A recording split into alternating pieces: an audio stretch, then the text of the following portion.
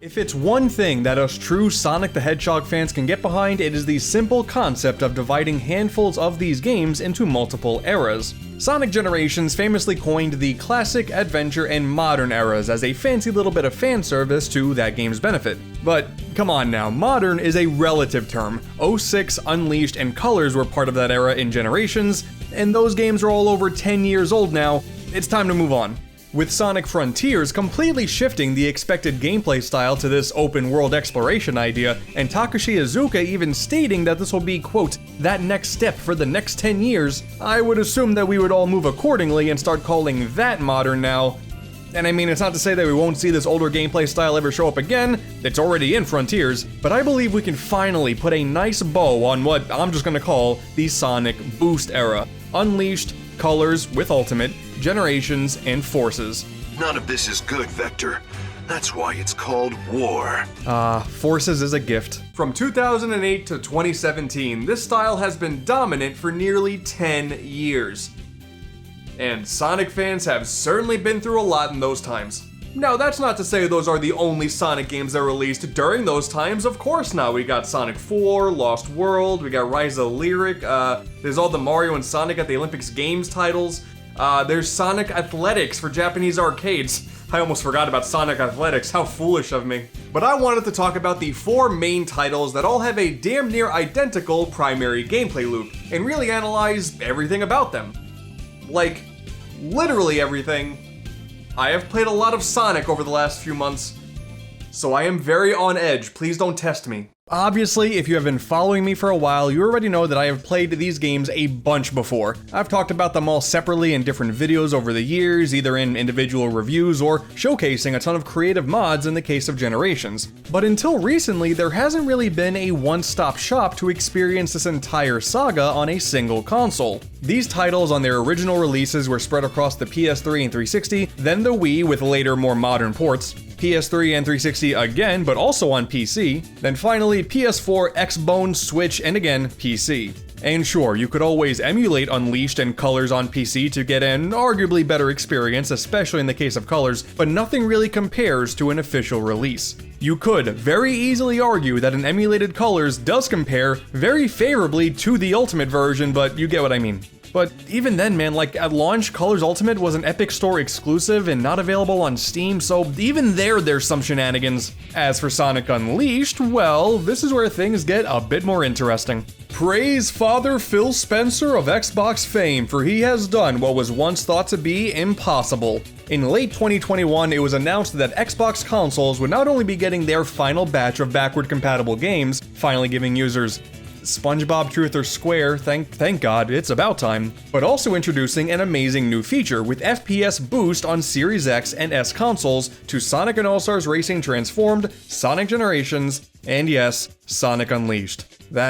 Oh my god, that means that for the first time ever, we actually have an official 60 FPS version of Unleashed on console. I mean, we've already had Racing Transformed and Generations on PC, so 60 FPS for those games isn't really groundbreaking, but Sonic World Adventure on the other hand? That also reminds me, like, the console version of Generations had built-in 3D, so I don't know, maybe you can access that in 60 FPS too. That probably looks, interesting. This doesn't really count as an official re-release. At the time of this video, you can't get this on PlayStation or Steam, let alone Nintendo. You're never gonna see it there. But still, this is so damn cool. People have been wanting this for years. And say what you will about Unleashed on a gameplay front, but on a technical level, that game was way ahead of its time. That game chugs, boy. Ooh, man. Get into that jungle stage and it's amazing. Your console doesn't explode trying to get through it. But look, a penguin. So, yeah, Xbox Series X and S is currently the place to experience everything this boost era has to offer in an official capacity. Like I said before, if you want to be stingy, you are probably better off emulating Colors with Dolphin. You could even emulate Unleashed with a PS3 or 360 emulator. There's always the Unleashed project for Generations. You can even load up Generation stages in Forces if you're feeling particularly freaky that day. But even as a big fan of those PC options, it is so beneficial having the original, pure experience readily available. Although, for whatever reason, this one spot in Chemical Plant in particular is busted in 60 FPS. It just doesn't work. You grab onto this and you're going to die every single time, and I don't think they're gonna patch that anytime soon, and it only works if you go back into the menu and disable FPS boost, which is very, very strange. But other than that, it's great. There is also this one Charmy cutscene that didn't have audio for some reason, and the game also froze randomly at this part. That was fun. But okay, really, other than that, we're fine. And of course, not to belittle the side versions of these games too. You got Sonic Unleashed on the Wii and PS2, Colors on the DS, Generations on the 3DS, Forces on the Switch in a combo pack with Super Monkey Ball Banana Blitz HD, Sonic Unleashed on mobile, but all of the main versions of these games, nice and compact into one box, sign me up. Sadly, yes, Sonic 06 never got the backward compatibility treatment, and that program is dead now, so no sweet Series X upscaling for that game. Oh, what a shame. I wish, man. So you may have pieced this together at this point, but to go back to the question of just what did I mean when I said literally everything about these games? I mean, what, you thought this was just gonna be another one of those, oh, it's a YouTuber bashing a modern Sonic game video? No, absolutely not. Look, I got all of the achievements in all 4 games. I am so tired. It is so easy to be reactionary and angry with these Sonic games, but like I said before, I wanted to really dissect these adventures for everything they're worth, not just get to the credits and make a 20-minute review. And I figured going for the achievements was the simplest way of doing so. Retroactively, that was totally a mistake, but let's continue. It also seems like nowadays the narratives for these games have changed so much. I guess people love Unleashed and dislike Colors now. That's the exact opposite of what people were saying back when these games first launched. Where did you people come from? And don't even get me started with the Forces Defenders. You guys are going to be fighting an uphill battle for the rest of your life. As for the achievement thing, yeah, I could have done the same thing with trophies on PlayStation. I actually do have the Platinum in Generations, was the first Platinum I ever got. But that would mean I would have to play more Unleashed on PS3, and yeah, I'm convinced that's part of the reason why I didn't like the game at the time of the first video. I don't know, man, it is kind of hard to keep up with. I figured it would be best being open and taking it all at face value by today's standards set by me. Oh, sorry, ignore the whole pain and suffering thing. That was just to stir the pot on Twitter. I couldn't help myself. So, once I realized I was going to be doing this video, I told some call me Johnny about it. I figured I can make sure that he keeps that a secret. And when I did tell him that, and this is 100% real, he responded back with, ha ha ha, get f***ed. Great. Sonic Colors Ultimate Pre-Order Bonus, Baby Sonic Keychain, give me strength.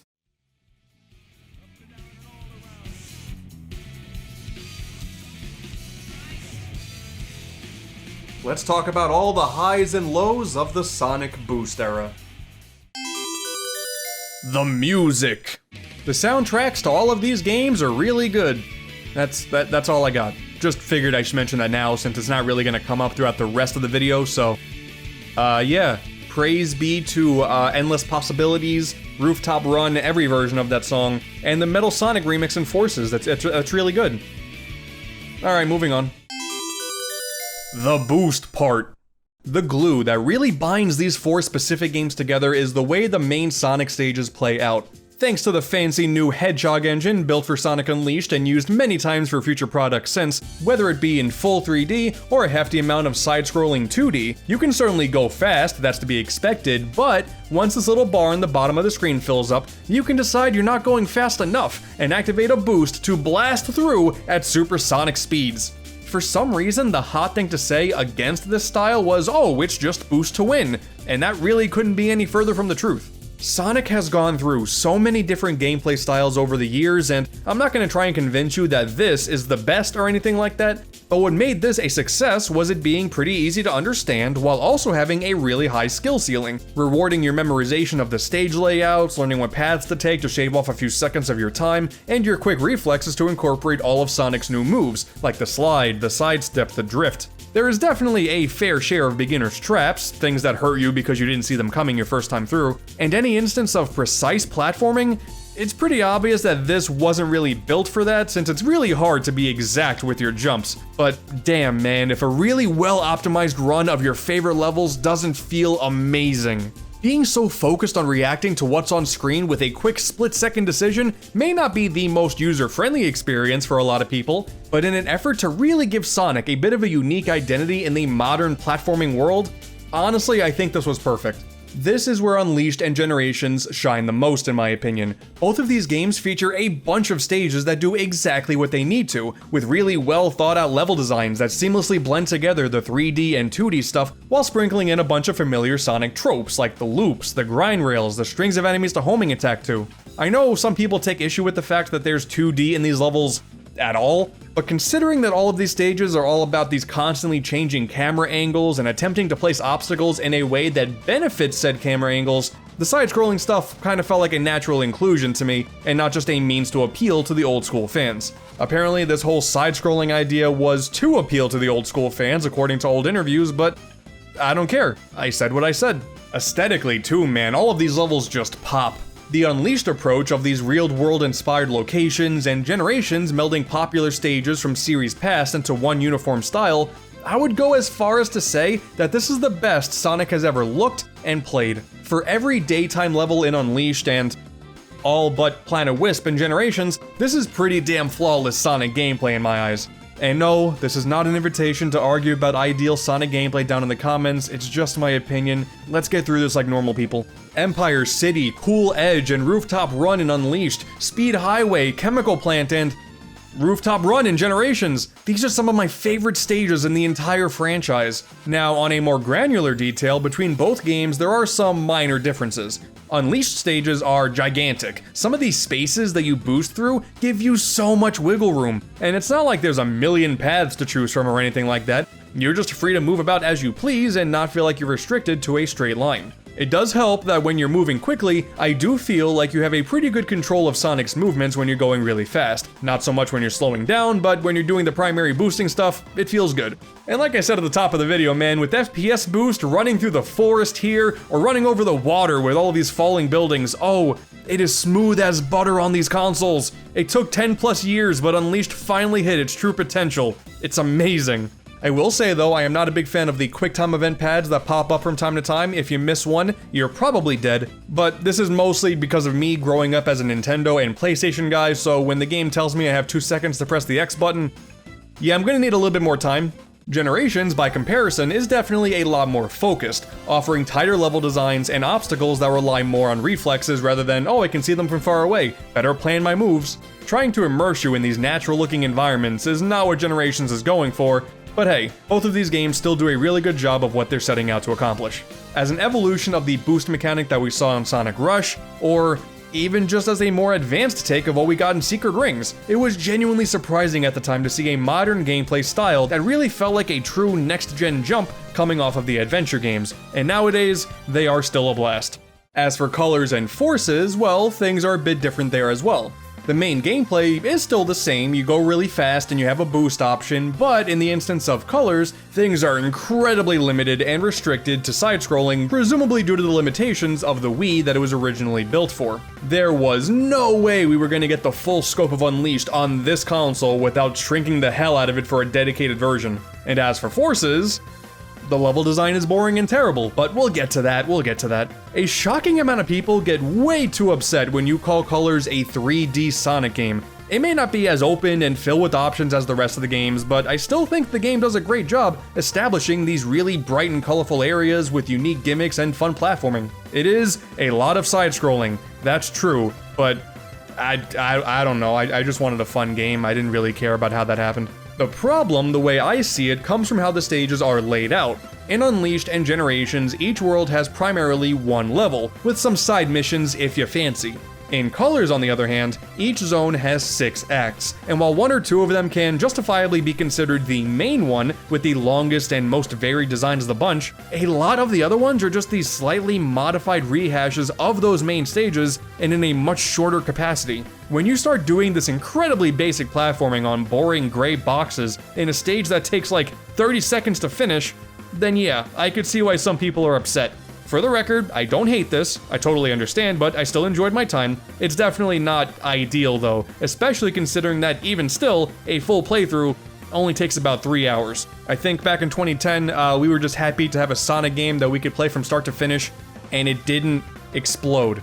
But hey, that's where the Wisps come in! While the rest of the games in this era leave the Sonic gameplay mostly untouched and fill the rest of the gameplay time with other styles, Colors is the only game of the bunch whose main gimmick is incorporated into Sonic's moveset. And I love these little aliens, man. We now have this sort of outer space equivalent to all of those woodland animals that we were saving so many years ago. It made total sense. And now these are the source of your new powers. This is how you get the boost now instead of rings, and then there's the different colors that give us special contextual abilities like a laser beam, a drill, a slow floating thing, a cube that plays like what sounds like the Seinfeld theme. I think these are a genius inclusion because not only do they make sense in the world that Colors takes place in, but mechanically, they help compensate for the otherwise limited design of the gameplay. Again, despite coming from Unleashed, the stages are nowhere near as open, but learning how to utilize the Wisp powers to figure out how to best tackle these acts totally makes up for that.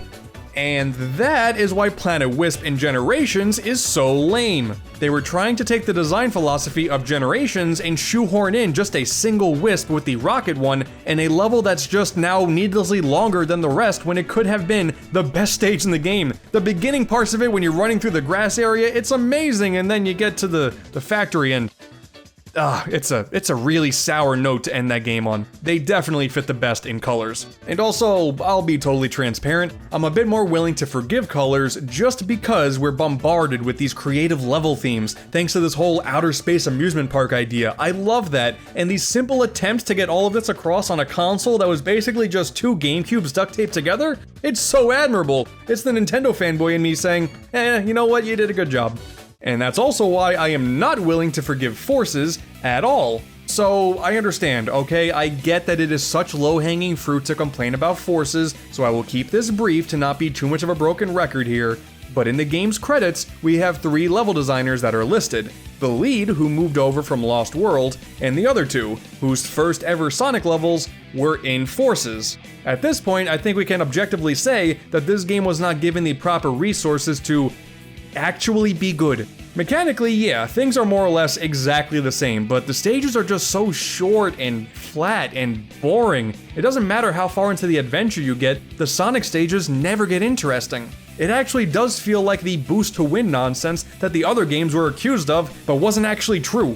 Maybe they just wanted a better gateway Sonic experience, not demanding the sometimes intense reflexes of the previous games, but to go so far in the other direction, that was not the right call. This is further exemplified in mods for the PC version, like the currently work-in-progress Forces Reimagined mod, which greatly expands some of the existing levels in an attempt to fully take advantage of the darker themes of this war-torn world. This is a fantastic mod, and I can't wait to see it finished because you can really see the potential trying to be met here.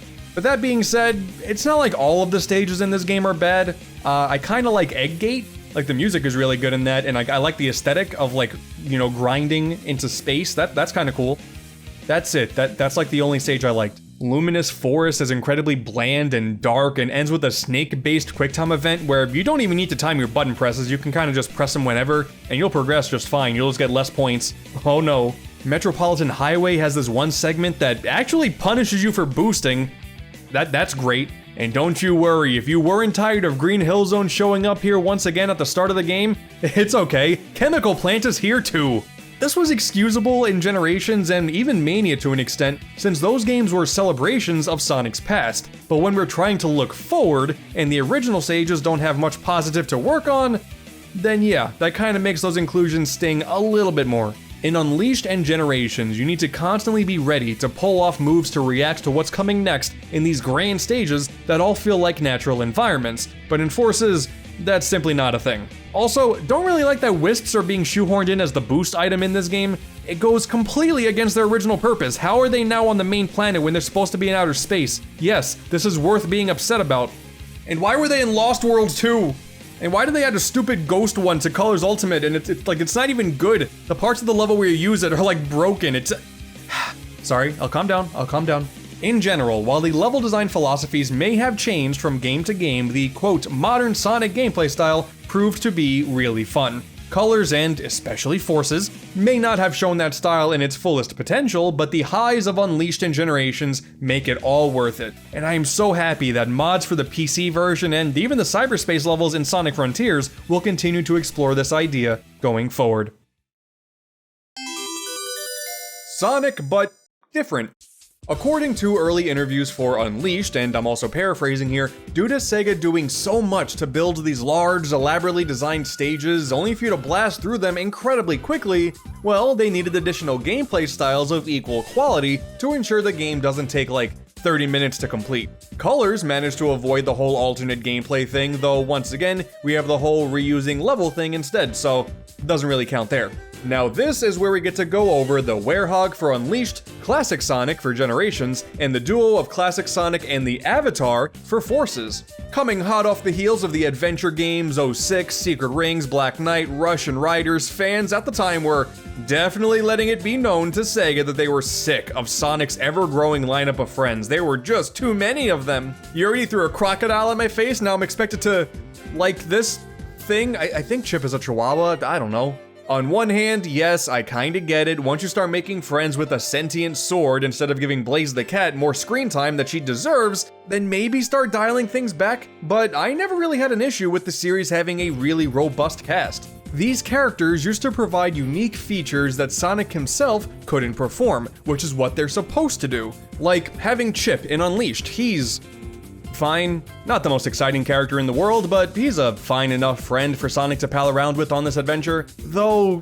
I don't know, man. Most of Sonic's friends are based on animals, right? So Flying Chihuahua was the first thing that came to mind when I saw him. I'm sorry, it just did. When I first played this game, and one of the early cutscenes that played was him wanting a chocolate-covered ice cream, I was like, oh, Chip, oh god, no, please don't, you're gonna die. Sega making all of these characters, that part was fine. It was giving these characters the care and attention that they deserve was the problem. They just weren't doing that. I just want Marine the Raccoon to call home and let us know that she's safe.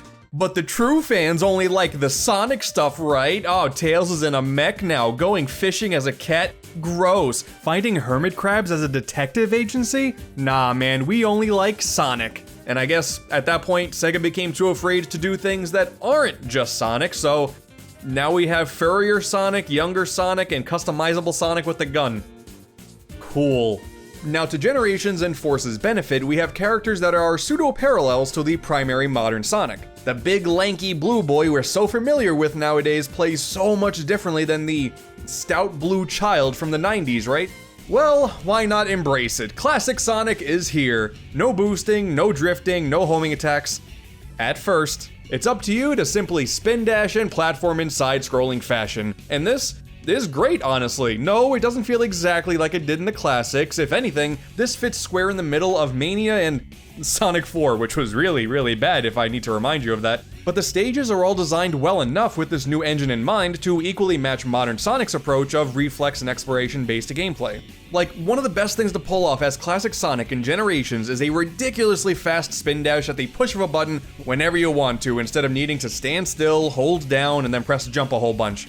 By comparison, yes, it may not feel as good as Mania does, but I have played a lot of bad controlling Sonic in my days. I'll take anything that I can consider good, and this definitely falls under that category. With solid level designs, having modern gimmicks incorporated like the evil fire tornado in Crisis City, stealing the end of level goalpost that is still hilarious, and the constantly changing camera angles that keep you on your toes, these levels are also a big success. And you can also unlock the homing attack for Classic after you beat the game. And believe it or not, it actually kind of makes sense here. It really is just a cute little thing to mess around with. It's not like the 3DS version of Generations or Sonic 4, where they infuse the quote classic level design with a bunch of enemies that you have to string together with homing attacks. This is just an optional add-on, and it is a fun way to change up a typical playthrough, because once again, totally optional. I am way okay with this. I love Generations Classic Sonic. So what the hell happened in Forces? I think the sun will blow out before we figure out just why Forces Classic Sonic feels so much worse than Generations Classic. The jumps are much stiffer, the single button spin dash is gone, springs will pop up all over the place for no good reason, the physics are broken as all hell, the camera never once shifts away from this basic side view, something I thought was great in Generations. It is actually kind of impressive just how bad this is. Oh, but we got the drop dash now. Yay. The final classic stage has an auto-scrolling segment. Oh my god. Put the level designers in prison. I think today most people agree that Classic's inclusion in Forces was arbitrary, to put it lightly, so I will just leave it at that. It's been generations since I seen you. But the big true gimmick for Forces isn't Classic Sonic, it's all about the avatar. Put your own OC in the game. Brilliant. We've all probably had our own Sonic fan character at some point in our lives. Let's just use them to win a war. You ever do the thing where like you type your first name and the Hedgehog into a search engine just to see what comes up? So this is me. Thank you. Unfortunately though, like most other things in Forces, this whole idea is really half-baked. You got a bunch of animals to choose from, you're always armed with a weapon based on a wisp called a Wispon, and you have a choice there as well. You unlock a million accessories by just breathing in a special way. Oh my god, every stage you finish off by unlocking 4 or 5 batches of things. In the story, you show up to save Sonic from a battle that he actually lost. It really has all the markings for something that fans can really attach themselves to. But once again, it all goes back to the level design. You end up simply being a less fun version of Sonic with an overpowered gun, and any unique movement options that you could have, like with the grappling hook, end up being taken away from you since many of those segments are automated. The Wispons, offering different firepower options, does have great potential, but they're all equally overpowered. So then the main utility comes from some of these shortcuts that you can pull off by touching these Wisp capsules. Then, depending on which weapon you chose, you can either play through the basic level designs, or skip over them instead. But then there's no reason to use anything but the Burst Wispon, since it is the only weapon that does not slow you down while destroying everything within an arm's reach, and also gives you an easy-to-use shortcut tool with its Wisp, where you just fly over everything. The only reason to change up your weapon is if you're bored, I guess, or if you want to go for some of the extra missions, and we'll get to that soon. That part is also bad. Okay, oh, I'm sliding now. Oh, God. Oh, I hate this. Oh, this controls so bad. Oh, I'm just flying. Oh, okay, nope, don't want to hit these guys. These are bad. Okay, oh, God, this is bad. This is bad. I want off this ride. This is so bad. And then you got these co-op stages where your avatar and Sonic go arm in arm, every fanboy's dream, and you go save the day. But since these styles already feel so similar, they don't really serve much of a purpose, aside from the whole, hey, I'm friends with Sonic in real life, I guess. All these end up playing like is just a modern Sonic stage, but you regularly get stopped to fight hordes of enemies because you have the avatar's gun. And then, occasionally there's the double boost opportunity where you get to put the controller down for a few seconds since the characters will boost automatically even if you don't do the QuickTime event. I am so tired. I know I've just been ranting for a little while now, but I genuinely love having multiple playstyles in these Sonic games. But this fear that Sega had during this generation to divert too far away from what the main Sonic style is has just forced, the other characters to play a little like Sonic, but worse. Which, okay, let's move on to the Werehog. Unleashed can be considered the end of an era in many ways, and with the introduction of the Werehog, this is, at the time of this video at least, the last time a main Sonic game had a drastically different gameplay style to play around with. This is what I meant by the quote, Sega being afraid of different gameplay thing. This was back in 2008, they just can't let that part go. Now, I have gone on record saying that while I think the design of this thing is pretty dumb, as well as its entire being, in execution, it's not that bad. It was clearly an attempt to capitalize on the God of War trend that many action games were going for back then. Things are a lot slower paced, with combat being the main focus. You gain a bunch of new combos throughout your journey, but man, none of it matters. Keep pressing X and Y a whole bunch until everything goes poof, and then you can progress.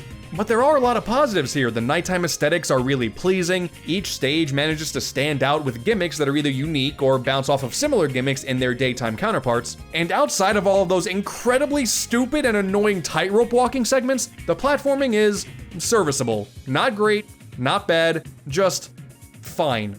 The level times though, Jesus, these go on for far too long. I know that a 2-minute beat-em-up stage really can't compete with a 2-minute speedrun stage, but the imbalance between the two, with the Werehog stages going on for roughly 15 minutes at a minimum, can be a bit jarring. It is so damn cool in modern days being able to finally play through these in a smooth 60 FPS, but the long playtimes combined with the that plays whenever you get into combat every 20 seconds, I could only really mentally get through these easily while listening to podcasts or music or something like that. Because realistically, these can get pretty boring if you sit here waiting for things to really change up as you move forward in the story. That is really not the case here. What you see is what you get. There are some changes here or there, but that's kinda it. But then there's the final level, Eggman Land. Oh god. This stage is absolutely insane, man. Awesome idea for a finale. We got an amusement park setting. It's the only stage to blend together both the hedgehog and the werehog. I think that's kind of cool. And sure, walking around these pipes sucks. It like really sucks. I hate it a whole lot. I died too many times at these parts. But while a lot of people seem to share this sort of common hatred for this area, I actually think it's a great final act that really sets up the ending a whole lot better than Terminal Velocity in Colors and Final Judgment in Forces. God, you can even level up Sonic in this game. Both versions of him. They were really ambitious with this game. Increasing the hedgehog's top speed, increasing the werehog's power. A lot of these changes feel negligible, but having a bit of freedom in how you approach the path from point A to point B, you know what? It's okay. It's pretty inoffensive, but I like the idea.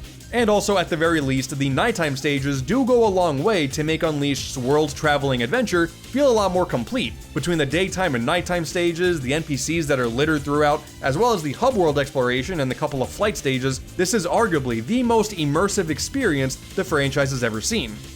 Oh yeah, the hubs and flight sections. You know what? I take it back. Immersion be damned. I am not really a fan of these. I don't inherently hate hub worlds, and like Sonic Adventure, it is cool that you have some sections that you can run through with your full abilities, like these areas that house the level portals. And there are some hidden secrets to find in them too. That's neat. It's the rooms with all the people that I hate. Again, it adds to the immersion, fine, but these just needlessly slow down the progression with characters that I really don't want to talk to while not allowing me to go at full speed. I like that the characters are there, I don't want to interact with them, and for some of the quests, I had to, and yeah. Don't like these. As for the flight stages, like, okay, I get it. Again, like Sonic Adventure, right? But no, the flight stages in this game are just press the buttons as they show up. That's it. This sucks. Again, Mr. Nintendo and PlayStation guy here, being told to press A, B, X, Y in a timely manner, these gave me unnecessary stress. One of the achievements is to do the first stage without taking any damage. This took far longer for me than it had any right to. The thing is though, while I don't love these aspects of Unleashed, I kinda wish that they would polish these concepts up rather than scrapping it for an unintuitive white void in Generations or a basic level list in Forces. Those are totally soulless by comparison. Not saying that we need to overload these games with more variety than they should have, I just would have appreciated efforts to implement better world building. Shouldn't be too hard of a thing, we've gotten it before. But hell, at this point it's the same debate between Adventure 1 having a hub world and Adventure 2 not. It all just comes down to preference. Please don't get too mad at me. And of course, to wrap all of this up, we got boss fights too. And on this front, nothing too remarkable, honestly. Many of the games have these 3D bosses that revolve around you chasing them, many of the 2D ones require more precision, and none of them necessarily stick out as bad, they're all at least fine. All of the bosses in Unleashed are these big fancy spectacles, the color bosses have these goofy designs and have fun strategies with all of the Wisps. Even though you do fight each one twice, you have a different Wisp to play with, so the strategy changes, and I like that. Generations has these amazing callbacks with the mini bosses against all of the different hedgehogs, and the main bosses with the likes of the Death Egg robot from Sonic 2, and Perfect Chaos from SA1, and Forces, well, they're just kind of boring like the rest of the game. Zavok is lame, Metal Sonic is lame, Infinite would go on to copy the same exact strategy that Metal used, so that's also lame. And Chaos is here, but he doesn't get a boss fight. Cool. I guess though, this does technically mean that Forces is pretty consistent through and through. so good for it. Oh, but also shoutouts to Colors Ultimate in particular, not the original Colors, but Ultimate, for not showing the laser beams for this Chaser boss on Terminal Velocity. I love not knowing where the attacks are gonna go, so I have to replay the same BS dozens of times only because this is something that Ultimate introduced that wasn't in the original. It's been over a year, and this part still hasn't been patched. Thanks. The final bosses, though, are a lot more interesting. You see, Unleashed goes for the adventure-era style of locking Supersonic behind the final encounter with Dark Gaia, and I always liked this about this era of Sonic games. The plot made Gaia out to be this really massive threat, so getting to see a sick CG transformation cutscene, as well as our buddy Chip turning into a big stone transformer, and we get an orchestrated version of Endless Possibilities. This fight is sick. I don't care if anyone didn't like the whole Monster of the Week formula back then. This is awesome. Generations would attempt to capture this vibe, but the Time Eater sucks.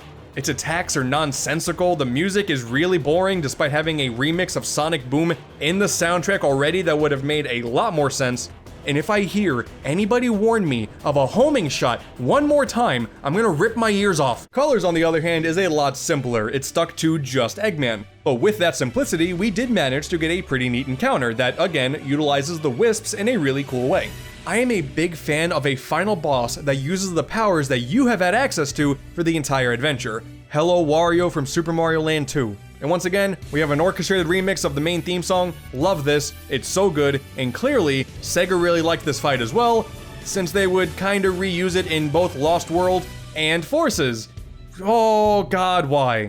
The opening parts of the Death Egg robot in Forces is different, but they're kind of annoying. And then to go to the part that I've already played in my Sonic game almost 10 years prior, not a fan, just gonna say that.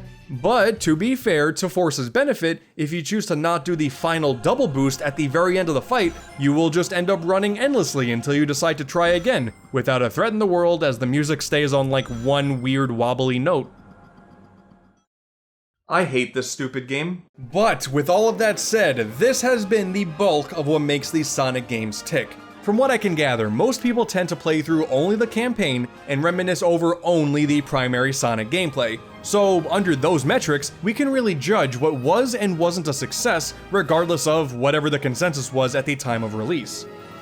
Forces obviously has its fair share of problems, but Unleashed, Colors, and Generations, those are all adventures that I could genuinely recommend to anybody who hasn't played them before. Maybe you've never played a 3D Sonic game before.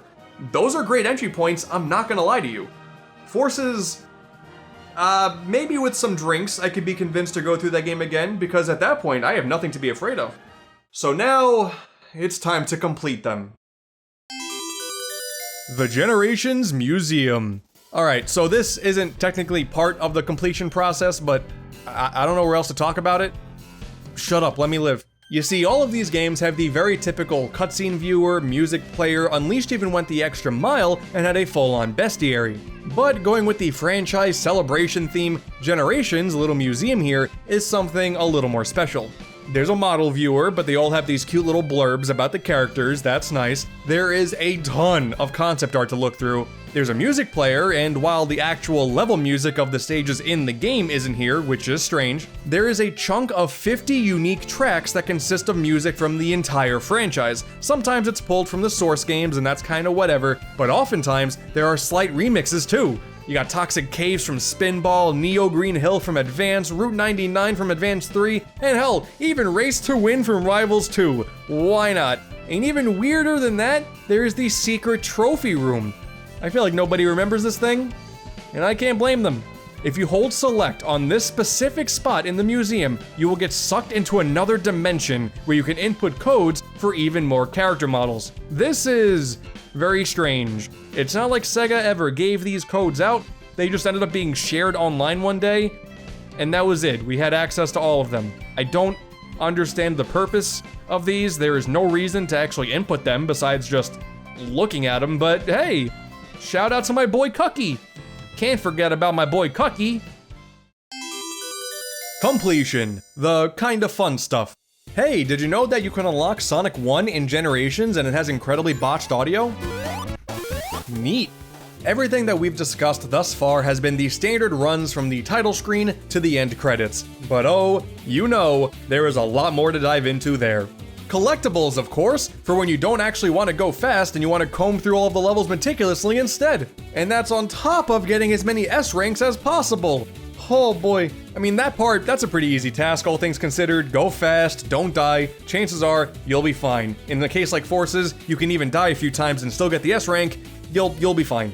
Look at this. In colors, I got the screen to say ass. But collectibles, they have been a thing in Sonic games since the beginning. But as far as the mainline 3D games go, it didn't really become as prominent of a thing until this era. In Unleashed, Sun and Moon medals. In Colors, Red Star Rings. In Generations, Red Star Rings again. In Forces, Red Star Rings once more, as well as Number Rings and Silver Moon Rings. Now I know many of you didn't know that those last two things even existed. Completing Forces is a mind-melting experience. Scattered throughout every single stage across every single game here, you got some shiny things to pick up, whether they be on the standard path or require a little exploration. It's about what you would expect. Or, in the case of Unleashed, a lot of exploration. Oh dear God, there are too many of these stupid medals all over the place. I hate the Sun and Moon medals so much. But yes, in general, the whole collectible ring thing is fine. The blistering speed nature of Sonic, one would assume, wouldn't lead to the slower exploration-based platforming to find some shiny trinkets here or there, but on multiple playthroughs, I don't know man, there is some enjoyment to be had in learning the entirety of a map for where these things could be. And this is probably where Colors shines the brightest, honestly. While the other games are all about just boosting in a different path than you boosted last time, thanks to the Wisps in Colors, you really have to experiment with all of your options to find everything. And the fact that even in some of those sub 1 minute levels, you have some hidden nooks and crannies there too, it was definitely the most satisfying to go for all of the rings in this game in particular.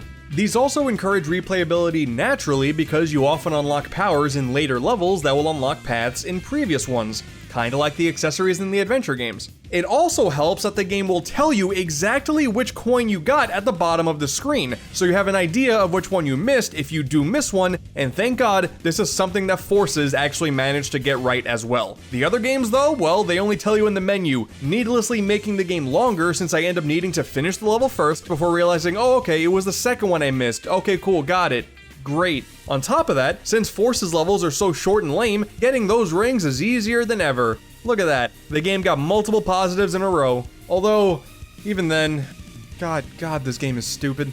After getting all of the stage's red rings, you then unlock the ability to find number rings. So, play the level again and collect this chunk of 5 numerical rings in order where it's nearly impossible to screw up. And when you do, it's often the fault of the controls. Because of course it is! And then you unlock the ability to find Silver Moon Rings that didn't show up in this stage before. So play the stage again and collect this chunk of 5 rings in a brief time limit. Why not just have everything available from the start? Dude, I know people complain about the Sun and Moon medals from Unleashed, and I get it, it is kind of annoying there, but I will gladly take that over playing the same stage multiple times because the game decided to arbitrarily hold the unlocks back. That is not a good idea. Unleashed would never have done something like that. Oh, sorry. Oh, I was having some hot dog related war flashbacks. Well, we'll get to those soon. The problem with Unleashed isn't so much the medal's inclusion. Again, since the levels are so large and sprawling, you could argue that these fit exploration the best of all 4 games, especially with the Werehog. And I mean, yeah, there are far too many obtuse locations for some of these, but it only really becomes an issue when you get blocked from progression because you don't have enough. That is the annoying part, because it can happen far too often on your quest to simply play the main levels and get to the end credits. But that process is made a whole lot easier when you consider the extra levels. Who can say no to more Sonic content? Not you. You're trapped here forever. I always forget about this at first, since everybody always glorifies the quote main levels, but Unleashed, Generations, and Forces all feature additional challenge-based levels. And in the case of Unleashed, a lot of these offer extra medals to add some variety to your completion run, so you don't have to replay stages necessarily, you can go and check out some new ones. Each zone has additional acts in Unleashed, which reuse some level themes for sure, but do introduce new designs that admittedly just offer frustration for the sake of it, but hey, I mean, more content is more content. Colors, outside of the Egg Shuttle, which is just all of the levels in the game back to back without any menus in between, has the Game Land, much more simplistic levels, sometimes inspired by stages from Sonic 1, with chiptune rearrangements of the standard soundtrack, all under the guise of a Sonic simulator that Eggman uses to, practice his evil plans, I guess? I kinda like these. There's a co-op option for them, which seems really not fun, so I will never do it, but on their own, they're just kind of okay. Generations includes 10 challenges per zone, 5 for each hedgehog, and it is required to do only one of each to progress, so most of them end up being optional. But this is where most of the variety is. I really like these. Many of them are simple, like a speedrun challenge against a ghost Sonic, or playing with an extended boost bar that you can't fill back up. But many of them also take advantage of Sonic's cast of friends. That is what I like to see. Using Knuckles to dig up rings, playing through a stage alongside Cream while using the rings that you can only get from a limited amount of chow, using grappling hooks with the help of Espio. These are really cool. Yeah, some other ones offer basic enemy-based challenges with some new stage layouts, and there are a couple where you have to juggle the goalpost to the end of a stage. That is an amazing callback. And other times, you also have a different time of day. That is a great aesthetic that I wish was an option in the main game. It is just enough variety to make them a fun little alternative, but I mostly like how the other characters actually have some stage time in a game where you only play as Sonic. I like this. Why don't they do at least this going forward? I don't understand. And also, thanks to the in-game shop, you can even add some little tweaks to your play control whenever you want. As opposed to Unleashed, where you upgrade Sonic with XP, you simply buy them here. It's not much, but hey, fun to experiment with every so often. I was a big fan of this whole challenge-based idea, and I thoroughly enjoyed doing every single one of them, except for playing ping pong with a musical note with Vector the Crocodile, and that can go itself. There is no way you can make this fun, I guarantee it. It is the worst thing about this game. But otherwise, it's an absolute win. Would you believe me if I said Forces failed here too? No way! In Forces, we have secret stages and EX stages, where you go through existing locations with just the blockiest looking baby's first fan game stage layouts I've ever seen in my entire life. These are not fun. They are like really bad Mario Maker levels, but with Sonic, so that's cool. What an unlockable. There's also the randomly popping up SOS missions, where you play through the main levels again, but with a specific gimmick this time. Play with a randomly created avatar, either side by side with Sonic, or swappable with your avatar, or find the hidden animal capsule, where you free another avatar and watch them just walk back and forth until the end of time. Again, more content is more content, and I love challenge stages, so I'm gonna say that they're not terrible, but man, Forces just can't stop feeling uninspired at every single turn. It's not me. I'm trying. I'm really trying to have an open mind with this game, but this, it's making it really hard to stay that way. But what about the main goal that you're even working towards with all of this collectible stuff? There has to be something at the end of the rainbow. Well, of course, you get everything in a Sonic game, and you get Super Sonic. Aren't you excited? Of course! No, not at all, actually. By completing all of Game Land in colors, simply beating the game in Generations, and, downloading it in Forces? What? You can finally play as Super Sonic in a 3D space. And it's just kind of okay? I don't know, man, maybe this is a bit of a hot take, but I was never really a Super Sonic as an unlockable guy. Going faster, having invincibility, replacing the great soundtracks with a repetitive Super Sonic theme, that was just all not my cup of tea if I'm being totally honest with you. It's great as an option. I know many people love that idea, but I gotta say, I much prefer the Super Sonic as a final boss move idea that we got with Unleashed and games beforehand, like Sonic Adventure 1 and 2, and so on and so forth. I think by having both, you clearly get the best of both worlds, something we got as far back as Sonic 3. Generations would have Super Sonic unlockable, sure, but it was also one of the main gimmicks for the final boss. That I like. Ultimately, this is one of those series staple things that I know I can't be upset about, even if I'm not the biggest fan. I just don't think the boost nature of these games really makes Super Sonic an exciting idea. I can just boost faster now. Ooh. Thankfully, the music doesn't change. That was always one of my biggest pet peeves with the Genesis Sonic games, so that's kinda nice at least, but I would much rather work with the main Sonics and just hone my craft and better my speedrun skills there, instead of just boosting super fast through it without a care in the world. But this would also have you ask a very important question. Wait a minute, if Super Sonic in Forces is just a download, is there any final reward for completing everything in that game? Nope.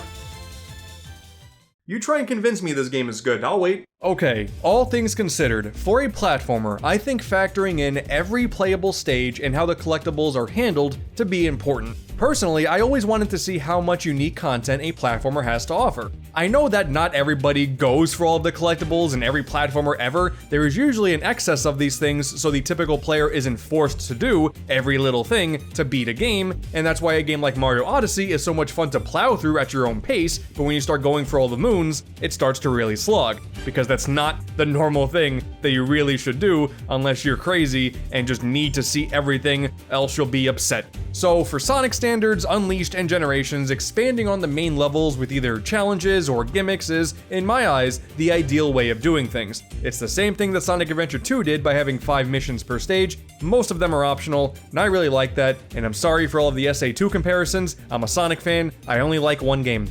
Colors does technically have a similar concept with the egg shuttle, but again, it's just a means to play every single stage. Again, nothing too special. But then there's also like the new stupid Rival Rush mode in Ultimate, where Metal Sonic pops in now like an annoying website pop-up. It's just a glorified speedrun for only a single stage in each zone. I don't like these feel so unnecessary. Foolish of me to fall into the hype when they said Metal Sonic is going to show up in colors. I was like, oh, that's going to be kind of cool. Maybe they'll be incorporated into a kind of redone plot, but no. Nah, we'll just leave that to the pre-launch web cartoon instead. God, this company. But what if I wanted even more gameplay, but I wanted to pay for it instead? DLC. Oh, why? Oh, thank God, all 4 of these stupid games have stupid downloadable content that, for most of them, costs stupid money. Someone at Sega better be happy, man. Someone willingly spent money on the Unleashed DLC in the current year, and that somebody is me. I hope that $12 goes towards future Sonic game development, because it needs it. Some of you may be saying, wait a minute, Colors got DLC? Of course! Not in the original release, obviously, but with Ultimate, Sega wouldn't miss that opportunity, are you kidding? Don't act surprised. So, all of these games handle downloadable content differently. For Unleashed, you get even more stages that are even more frustrating just for the sake of it. Oh, fun. Hope you like spike traps, man, because you're about to be acquainted with a million of them. There's no additional benefit for going through these, it's all just for personal gain, and they're really difficult, and it doesn't really feel skill-based, so I can't believe I spent money on this. Colors Ultimate locked. Cosmetics behind a paywall? Oh god, okay. So new to Ultimate, you can change like Sonic's gloves and shoes, and if you get the deluxe edition, you get gold and silver ones to pick from. There's also a special boost design and an aura based around the Sonic movie, and leaderboard icons. This cost money. And then the music DLC, how can you forget about the music DLC? This is the most baffling of all. Ultimate introduced 3 new remixes for every zone in the game, right? Well, for Planet Wisp, you have to pay extra money to get access to those remixes. All of the other ones are already in the game. You can choose them if you want to listen to them while you play. Sure, I don't really like them that much, but hey, you have an option at the very least. But Planet Wisp, no, it's all the original remixes unless you buy this specific DLC. What do you mean? Oh, and then Generations, the game where DLC would make the most sense to include even more officially made stages? No, we got a pre-order bonus pinball table based on Casino Night, that's it. And then for Forces, there's a Sonic shirt? Oh my god! There's also a Shadow costume and then other Sega costumes for actual money. I can't believe this. This is what Nights and Beat have been resorted to. I'm so sad. Oh, but thankfully on the Xbox store, Zombie Food 24/7 has a glowing review. Fought a dad in a GameStop parking lot for this. Oh god. Supersonic was actually meant to be paid DLC for this game too, and then thankfully made free forever, presumably when Sega realized how dumb of an idea that would have been. And I know there are some of you Forces fans out there going, oh, but there's also Episode Shadow. Please, spare me. It's a good thing that this is free, because this is nothing. You get 3 slightly modified stages where you play as Shadow, who plays almost exactly like Sonic, just with a light speed dash. And also you unlock the option to play as Shadow in 10 of the Sonic stages too. It's not interesting at all. The coolest part about all of this is the fact that there are remixes of music from Shadow's own game. You play Westopolis' theme in the first stage, I don't know, I kinda like that stupid game, so this put a smile on my face. If there were any time for Shadow to wield a gun once again, it would be right about now. There's already guns with the Wisps. It would make perfect sense. It's crazy, man. You would think these Sonic games would be perfect for DLC. Just look at all the stages that people are making for Generations on PC. It is so cool. You got a bunch of fan service based levels, people are making brand new ones. There's some cool stuff being done with this engine that Sega didn't get to explore enough of. Challenge levels are neat and all, but if these games are just gonna end up being these glorified level packs, then give us more level packs. But one of the bright sides about episode Shadow is there are some story implications, showing us that Infinite's Joker origin story was Shadow called him weak, and he didn't like that very much. That's it. And then he put a mask on and got a sick theme song. What a compelling villain. But whatever, like I said, I wanted to experience as much original content in this game as I could, and I did just that. And now it's hot dog time.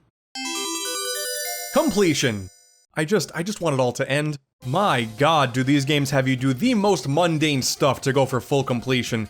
Colors, thankfully, keeps that at a minimum. Complete an act without picking up any rings, beating the bosses in as few hits as possible, homing attack 100 enemies, it's fine, I enjoyed it. Generations 2, actually, pulling a 7-trick combo, talk with all of Sonic's friends. More specific things like don't go into the water in Chemical Plant, or destroy 30 cars in City Escape. It was generally a pleasant experience going for all of the achievements in both of those games.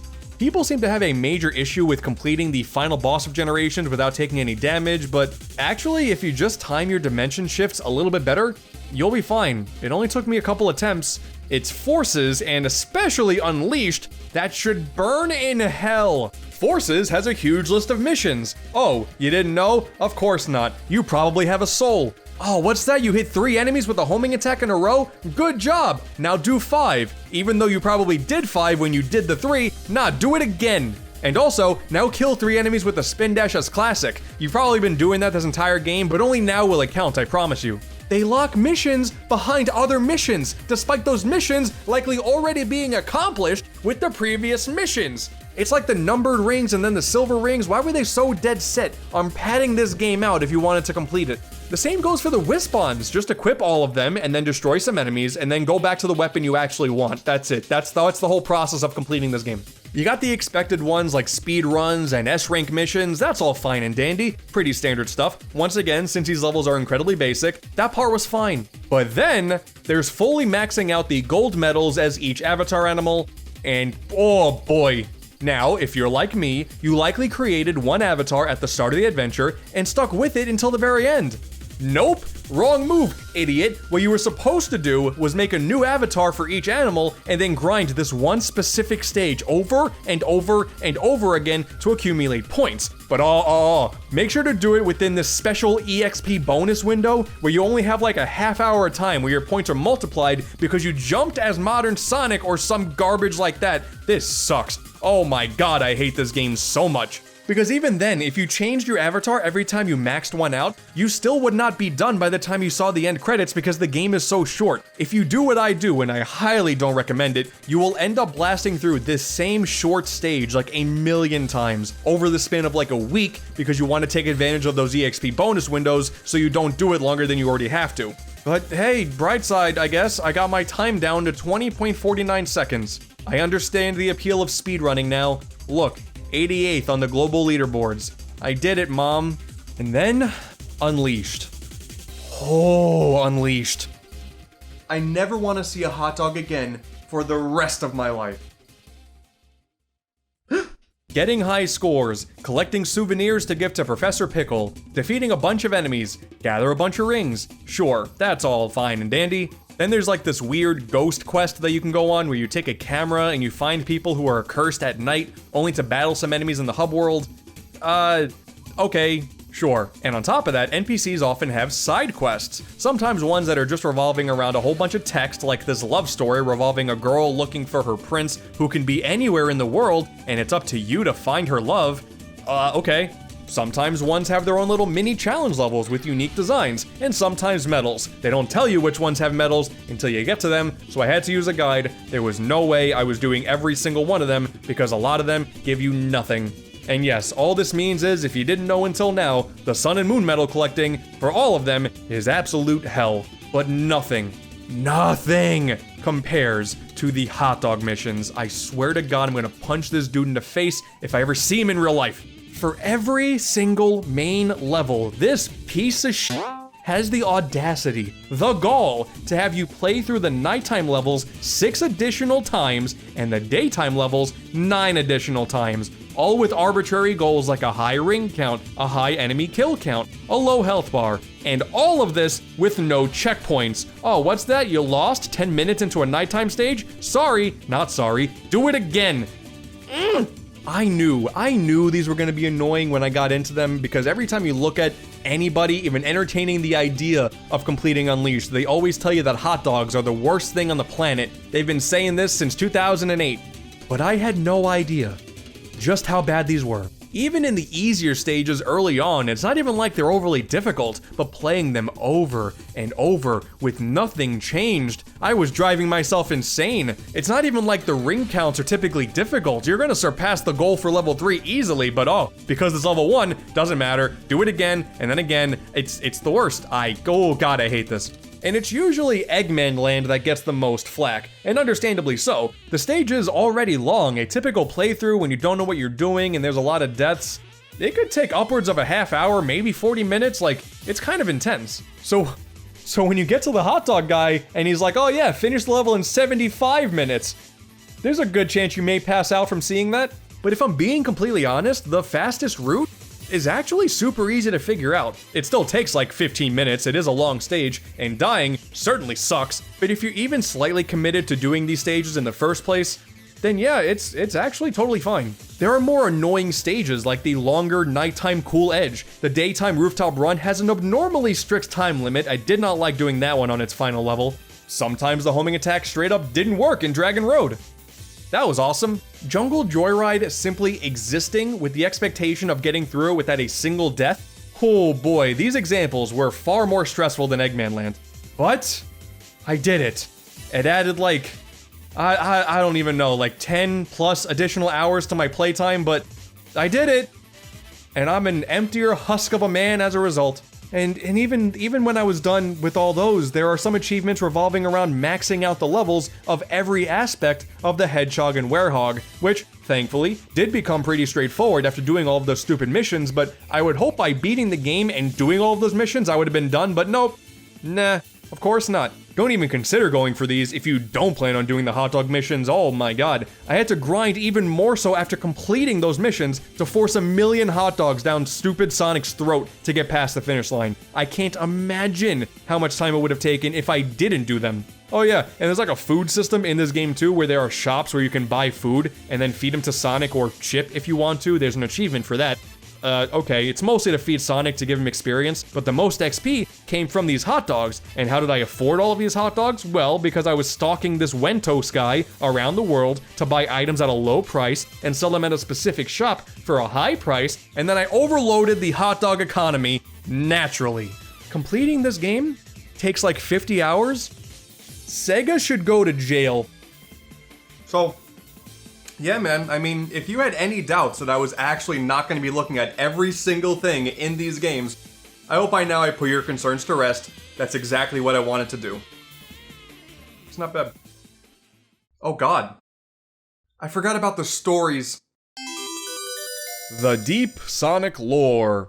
Honestly, I am not gonna do any crazy deep dives into all of the plots and all of the characters' motivations here, or anything like that. There is way too much to go over there, and I am really not well equipped to do that currently. I mean, God, how long into the video are we now? But I just have to mention that the thing that I find the most interesting about these games with the stories is, like the general gameplay and the level designs, the philosophies behind these plots are so different from each other. For example, Unleashed is still a holdover of the era where those adventures were so massive in scope, where Sonic had to stop these massive monsters of the week that Eggman learned about 20 minutes ago, and can only do it thanks to the help of some new friends he made along the way. Very much on par with what we got before with games like 06 and Secret Rings and all that stuff. And this can be seen in the production values too, like, holy shit. The opening cutscene is still one of the coolest and highest quality scenes in the entire franchise. It is so sick. And to also see that alongside the game's release, Sega would do these tiny movies with Chip in each of the game's countries. I love that little bit of character filler to add some depth to the world. They're very entertaining. But also the animated short, Night of the Werehog, that gave some extra screen time to the Werehog. This is a level of care and attention that we're only kinda seeing again with the cartoons that are releasing alongside new releases like Colors Ultimate. The styles are totally different, but honestly, the more the merrier. You know what they say, the more the merrier. The world of Unleashed is its best feature. Even the humans make sense in this style. Instead of doing these weird, realistic humans like an 06, now we have these wacky and cartoonish designs that all attempt to fit in with the styles of the real-world inspirations of these zones. The game also does a really good job portraying Sonic as someone who just wants to help people no matter what, instead of constantly cracking jokes all the time. While, again, the Werehog is far from the greatest thing in the world, a lot was done to make every single story decision of this game work, and it is a big shame that in the style shift that would happen soon after, a lot of those details would sorely be missed. Due to the massive complaining about where these stories were going, once again, Sega decided to change course. Colors completely changed things for the series going forward. Sonic is still a cocky prick, and that's all fine and dandy, but now there is a whole lot of comedy and slapstick, attempting to capture the vibes of, say, the old Saturday morning cartoons. I get it, okay? I've heard it a million times. Sonic has that one hilarious line about copyright law partway into the game. It's so funny every single time I see it. No copyright law in the universe is going to stop me! If you post this in the current year, I guarantee you are funny and original. Hell, there's no opening cutscene in this game either. You press start on the title screen and boom, level 1. That was shockingly a big deal in 2010. And the final boss? It's just Eggman. No crazy demon summoned from the pits of hell. It's just Baldy McNosehair himself. The stakes are very small in the grand scheme of things, more so than ever before. We got more goofball characters to watch be goofy like Cubot and Orbot here, where Orbot was in Unleashed, but he was just kind of there, and Cubot does have this weird, like, speaking in the wrong accent gimmick, but I don't know, a lot of people had an issue with that. I found it kind of charming. The overload of Sonic's friends, well, I guess none of them got the invite this time around to the Interstellar Amusement Park, since only Sonic and Tails show up to this. At the time, all of this, I swear, was really welcomed. So many people criticize this game nowadays for being the catalyst of Sonic being this harbinger of self-referential humor. The era where it doesn't matter if the games are bad. Look, we're selling a mug based off of the Sonic 3 barrel. It's funny, right? Keep supporting us, please. And I understand, I really do. I know why people would be upset about this, especially if you grew up with the more epic plot lines of the games prior. However, anything that happened after Colors isn't Colors' fault. In its own bubble, Colors does a really good job. If anything, it's weird that the DS version of Colors would still follow the old trends by having a bunch of Sonic's friends show up, as well as a big spectacle of a final boss. But hey, that's irrelevant, I guess. And then when Generations came out and we were back to being on an HD console, I had high expectations. And then, well, the story is practically non-existent. That sucks. Yeah, we did get a big spooky final boss again with the Time Eater, but aside from just a couple of cutscenes that don't really add a whole lot to the plot, it's just kinda lame. There's the opening cutscene, there's one time where Sonic and Tails are both in Chemical Plant, and then both classic and modern, they do meet up a couple times in the White Void overworld, but that's about it.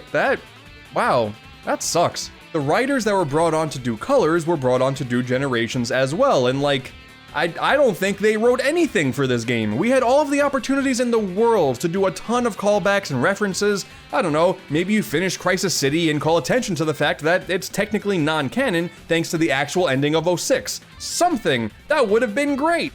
Maybe do this thing when you're in Sky Sanctuary Zone, you actually get to see Mecha Sonic show up again, not Metal Sonic, Mecha Sonic. Hey, just make this game full of references. That would have been great. Why did you drop the ball here? Hey, Sonic! Enjoy your future! It's gonna be great! But hey, you know what? Okay, it's time for Forces to finally shine. We have a Sonic story where Eggman already won. Maybe this is exactly what we've been waiting for. Sonic is gone, Amy, and Tails has just lost it. Play the clip where Knuckles says he could find a use for Charmy's pointy butt. Neither do you, Charmy, but I still managed to find a use for your pointy butt. Yep, that's the one. Good.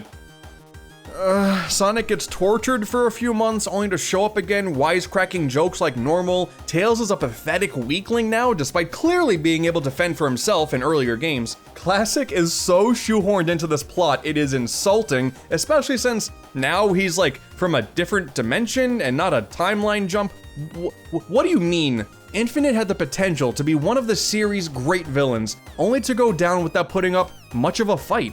The comic does a whole lot better of a job fleshing out his character, as well as the entire concept of the Avatar that's fleshed out in that comic as well, and all of the other participants in the Resistance side of the war, those are fleshed out in the comic as well, but damn if you actually get a reason to care about them within the game itself. Chaos gets less screen time in this game than stupid Zavok, who Sega promises we will actually care about one day, they promise.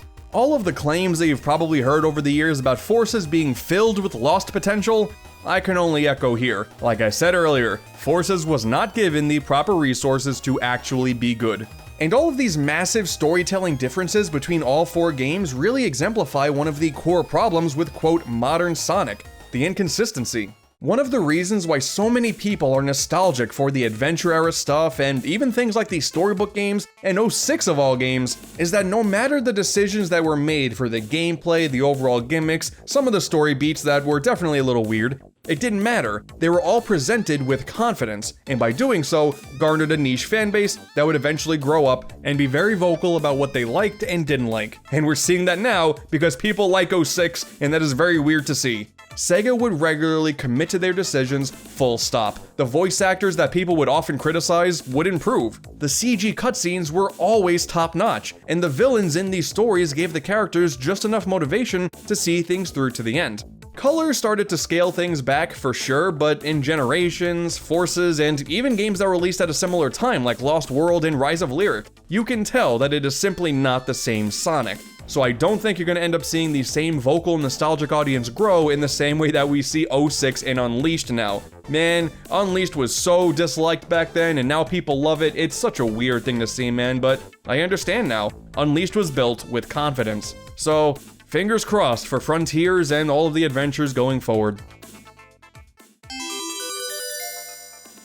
And that is the Sonic Boost era. 4 games that all tried to do very different things, with the only main constant being how you controlled, quote, modern Sonic. As time has gone on, I think most people have agreed on a general consensus for each game. Unleashed, while critiqued at the time, was clearly ahead of its time, and can be fun if you're open to not always going fast. Colors, while praised at the time, introduced a storytelling style that would divide the fanbase even further than it already was, but on a simplistic level, it is still really enjoyable and a lighthearted journey. Generations is a fantastic celebration of the franchise's history that doesn't ask too much of the player, and provides arguably the most replayable levels Sonic has ever seen. Especially with that mod community, man, you guys are doing wonders for this game. And Forces is a game. This is an era where Sega managed to nail great Sonic gameplay, but just couldn't help themselves but to Sega up some bad decisions along the way that really stopped some of these adventures from truly achieving greatness.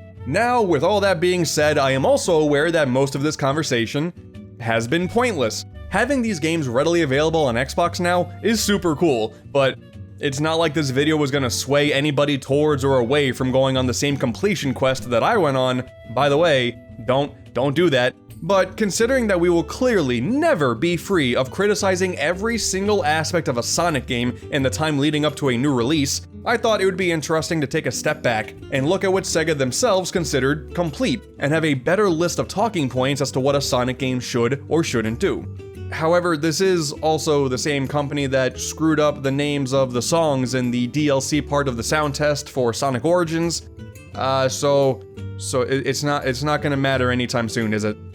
And I am done. This is the most painful video that I have done in my career thus far. And you better appreciate it, or so help me. I think at the end of the day, the main takeaway here is you should just play games that you're enjoying at the pace that you find comfortable. You don't have to complete a game to justify your time with it or the money you spent with it. That's absolute garbage. You don't even have to beat the game if you're not vibing with it. Don't be pressured into doing it otherwise. That makes no sense. Play games that you like for as long as you like them. That's the goal. Most people do not play Sonic games the way I just did, but if you do, that's cool. I never want to do it again, and hey, that's cool too. Playing Sonic games is cool, playing video games in general is cool, you're all cool, and that's kinda cool. But Sonic Forces is still a bad game. I'm looking forward to the negative reactions on Twitter. Goodbye, everyone. With the release of Sonic Mania Plus and the Encore Mode DLC, as well as the conclusion of Sonic Mania Adventures, I guess the saga of Sonic Mania is officially over. Ha! Nope. You all know this, not only was Sonic Mania released on console, it was also released on PC. We've been in this position once, twice, 3 times before. When you open up an official Sonic game to the fanbase, the floodgates open, and they open wide. For the last 3 years now, I've taken a look at ROM hacks of the original Sonic games. A bunch of good, a bunch of weird, but this year we're doing something pretty different. Much like how that Mania elevator skips right over Sonic 4, for the best by the way, I'm gonna do the same. Let's take a look at some Sonic Mania mods. So, a quick disclaimer, we are still really early in the life of Sonic Mania, therefore, you're really not gonna see a ton of wacky and crazy stuff that you may think you're gonna see. Now, maybe in a few years, we're gonna see some wacky and crazy stuff that we can't even possibly imagine right now, but at the moment, we're just gonna see a bunch of neat ideas, and a very, very cool mod at the end of this video. Stay tuned for that. As for now, let's get started. Similar to some of the more basic Sonic ROM hacks out there, there are plenty of mods that simply swap out the characters with others. Good old classic Amy. She doesn't have any special moves at the moment, but it's still neat to see. I actually think she would have been a perfect fit for the official Sonic Mania cast with her hammer ability and all that, but this is the next best thing, I guess. Here we got Metal Sonic, and ooh, he looks so good. I always thought that Metal Sonic was a great character, and it's nice to see this mod giving him some love. His sprite in blue spheres was even changed, great detail. But then I wonder who replaces the Metal Sonic boss fight now. Oh.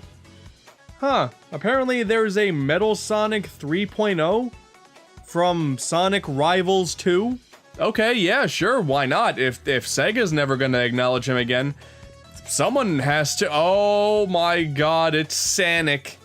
Oh hey, we can't forget about Shadow, the ultimate life form. Why not? Again, it's just unique animations for now, unfortunately, but I am pretty excited for when someone manages to get gunplay into Mania. That'd be sick. Dr. Eggman, huh? Oh, this doesn't bode well. Oh, he's voice acted. Joy. Oh, we're about to see Eggman go super. I don't think I'm ready for this. Get a load of this. Oh. Okay, yeah. Uh-huh. This is exactly what I've needed in my life. Okay, so of course Big the Cat had to become an option as well. Oh. Okay, no, I really don't think I'm comfortable with this. I think I need an adult. Oh man, look at him go. Even the save select screen is terrifying. Why would I want to play as him? Now, not all of the character mods out there are that bare bones. There are some that are more fleshed out than just a simple sprite swap. Aw snap, look at this, we got Hatsune Miku in the house, Japanese idol sensation, and Sega character apparently. This one actually has a new story with brand new art to accompany it. Okay, so Miku gets teleported into Sonic's dimension during one of her concerts. An evil CEO wants to take over the world. Sonic is nowhere to be seen.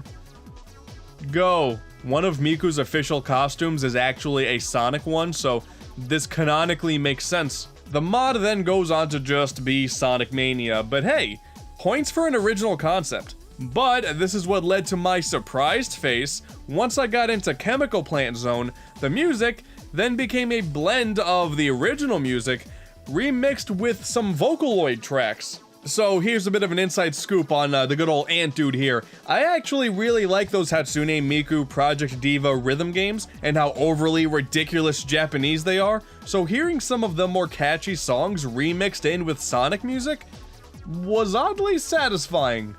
I approve. And then the game becomes a giant Dominoes meme. I take it all back. Of course, Mario had to show up too. He can't let anyone have the spotlight for more than 20 minutes, that guy. So here in Mario Mania, you get to play as the Mario Bros, as they collect coins, and yes, actually coins and not rings that people constantly accidentally call coins, and they tackle a ton of Mario enemies in familiar Sonic locations. It's kinda surreal, honestly, from start to finish, it's just weird to watch. And then Wario's there too, replacing Knuckles. I didn't know Wario could do that. We're like approaching Somari levels here. I really don't know how to feel about this. Actually, there's another mod out there called Sonic Mania Extended that takes the idea of a playable Mario and really expands on it. The animations are a whole lot better, and he even has a ground pound now. Ah, damn it. The mod also includes a modern Sonic playable character, and his gimmick is he can use the boost. And this is actually super cool. We've seen classic Sonic throw into the modern style before, and now we see the reverse of that. I'm okay with this. So this mod was actually pretty annoying to set up. For some reason, some of the more advanced mods out there, for some people, it just works immediately, and for some people, it's hell to even think about working. What's interesting though is that we already have mods that change the mechanics of how this game plays. That's kind of amazing. I was joking before about Shadow having gunplay, but that's actually a possibility now. Be careful what you wish for, I suppose. This one's pretty special. This one just simply has Knuckles say "oh no" every time he gets hit. Oh no. That's 10 out of 10, best mod. And now we move on to new level mods, which fall into two categories, kinda.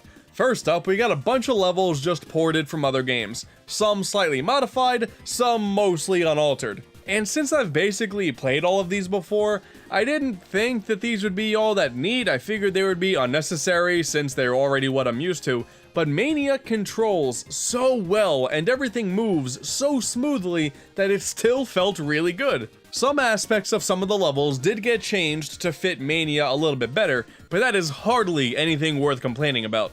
My favorite ones of the bunch were the ports of the Game Gear stages. Those original games controlled a lot slower than this, so seeing these locations reimagined was pretty cool. Nothing can save Labyrinth Zone though. Boy, that stage is still crap. The best one of these that I've seen though thus far has to go to a recreation of Sonic Advance 2. You see, the original game was a bit of a turning point in the franchise where it was the first game that really felt like classic Sonic and modern Sonic blended together, emphasizing speed over platforming while not forgetting the platforming entirely. And considering how well Mania plays, it is actually a surprisingly solid fit. At the moment, things are a bit rough, but it is a pretty fresh mod. I am really looking forward to seeing more of this in the future. And naturally, totally new levels were bound to start popping up too. You want to start off a bit weird? Here's Mushroom Kingdom Zone. Naturally, this one had to be played with Mario. Don't worry about some of the visual glitches. With this one, it kinda goes to show that Sonic gameplay doesn't really work well with Mario level design. Moving on, Egg Loco Zone, a totally new level based on the train from Mirage Saloon. There's really nothing overly impressive here, but you know what? It is still a new level. I approve. I got all the way to the end pretty easily, and then the game just locks up. And some say Sonic is still wagging his finger on the top of that train to this day. Of all the new levels that I found, not every one is that great. Space Construction Zone. Yeah, no, this is one of those. Props for the idea. The idea of a construction site in the middle of space, that's kind of neat, but ooh. Oh, okay, now this one is really cool. Whiteboard Blast. A level that looks like it was drawn entirely in pencil. It's a really cool graphical style that sorta harkens back to that Sonic Mania trailer, but unfortunately at the moment it's just kind of a modified Green Hill, and the levels are very, very short, but it seems super promising for the future. Honestly guys, that's just where we're at now. You got a bunch of really neat ideas, that still need some time to flesh out since we are very early in Sonic Mania's life. The future looks nice and bright for the Sonic Mania fan community. That's awesome. But I can't end things off here without talking about one specific mod that I was fortunate enough to get some never before seen footage of. You may have heard of this one around Twitter and stuff like that, but let me introduce you guys to Sonic Gaiden. Guys, where do I even begin here? This mod looks fantastic. So, Sonic Gaiden, which does share the name of the first ROM hack I ever played, by the way, I just think that's kinda neat, is set to be the first ever full-on Sonic Mania mod. You got an entirely new soundtrack, brand new levels using brand new themes, and even some new animations just to sweeten the deal. And yeah, it may sound like whatever if that was just all talk, but you can see it for yourself. This looks great. I really love the backgrounds for these crystal stages. I'll be damned. I'm excited to play a water stage. Now at the moment, there is actually no playable demo out there, but if you are interested, and you should be, you go follow Sonic_Gaiden on Twitter for updates. You will not regret it. You know, Sonic's never really been quite the same since his jump to 2 screens. You want to hear something you've never heard before? Well, check this out. Sonic's adventures on home consoles through the mid to late 2000s were a bit of a mixed bag. Bet you never heard that one before, huh? The Game Boy Advance. While there wasn't much consistency going on with the console games, the GBA was where Sonic fans can rest easy, getting the Advance trilogy to satisfy those classic needs. They may not all be masterpieces, but hey, the team at Dimps walked that fine line of trying to do something new while staying traditional at the same time, so hey, I'll always be a fan of what they pumped out here. And when you wanted something extra and you wanted to dive into some spin-offs, well hey, Battle offered a decent, if not pretty mindless fighting game with a story mode that goes on for way too long. Pinball Party was a pinball game, so it was fine. And Sonic Genesis was allowed to exist. Happy anniversary, Sonic. But eventually it was time to move on. There was a lot of skepticism around the time for the DS. You know, you're retiring the Game Boy name. There's 2 screens on this new console. One of them is a touchscreen. That's really weird. And also, that original model is one of the ugliest things I ever did see. It is a miracle this thing succeeded. But thankfully, when we needed him most, we have good old Sonic to show us the potential of this brand new console with a tech demo. Attendees at E3 2004 were able to destroy the DS's touchscreen in order to see Sonic run in a straight line really fast. It's a miracle this thing took off the way it did. Nintendo DS tech demos are so interesting, man. There are so many of them, and most of them are lost to time, and super compressed internet videos are the only way we get to see what they were all about. The DS would go on to be one of the most successful consoles of all time, and this is how it started. This Sonic demo may be totally lame, but I'll be honest, still kinda cool. But when all is said and done, Sonic has graced the DS console, graced the DS console with a whopping 9 games, of a big variety too. You got the Sonic Rush games, a couple of spin-offs, there's even an RPG. What could possibly go wrong there? Starting things off, I would be remiss if I didn't mention the portable versions of Mario and Sonic at the Olympic Games and the Olympic Winter Games. Yes, the crossover of our dreams as we know it. Obviously, these are going to be lacking in production value compared to their home console counterparts, but for what they are, they're not that bad. That first game in particular is a great way to harness that original tech demo spirit and just destroy your poor touchscreen back and forth, rest in peace. But hell, I would go as far as to say the winter version is actually pretty good. It's got a story mode, and unnecessary story modes in my minigame collections give me life.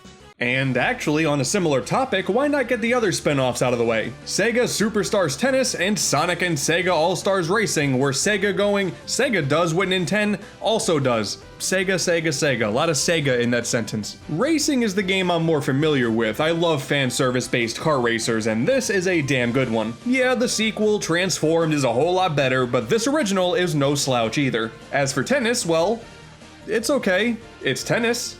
but Sega's there. The big selling point for this one is definitely the minigame mode, where that traditional gameplay gets twisted and warped to work with classic Sega franchises like Monkey Ball and Puyo Puyo. Yeah, these may be shameless attempts to do things that Mario has already done and arguably has done better, but I'll be honest, it is simply nice to go back and remember a time where Sega cared about knights. Unlike the Olympics titles though, which gave their own spin on the gameplay of the more prominent console versions, the DS versions of these games are basically the same exact games, just on the DS. So take it easy everyone. For those of you who are in love with the poor 3D models in tennis, I am happy to report that has been maintained here in all of its glory. The minigames are thankfully all here as well, and if you're looking for a worse looking version of this really fun game on the go, well boy howdy, this is the title for you. In my opinion though, it's almost more impressive that you can say the same thing about All Stars Racing. It's a kart racer that often runs at 60 FPS on the DS. I feel like that can't be understated enough because it is oddly unsettling to witness in person how smooth this game runs. My brain is so used to 3D games on the DS running a lot slower than this, but I'll be damned. They got it to work. It plays well, it looks really good, the soundtrack has been compressed, but it still sounds good. I am thoroughly impressed here. These portable versions had no reason to be as polished as they were, but good on these developers here. They really got to show their stuff. We did lose one of the Bonanza Bros in the process though.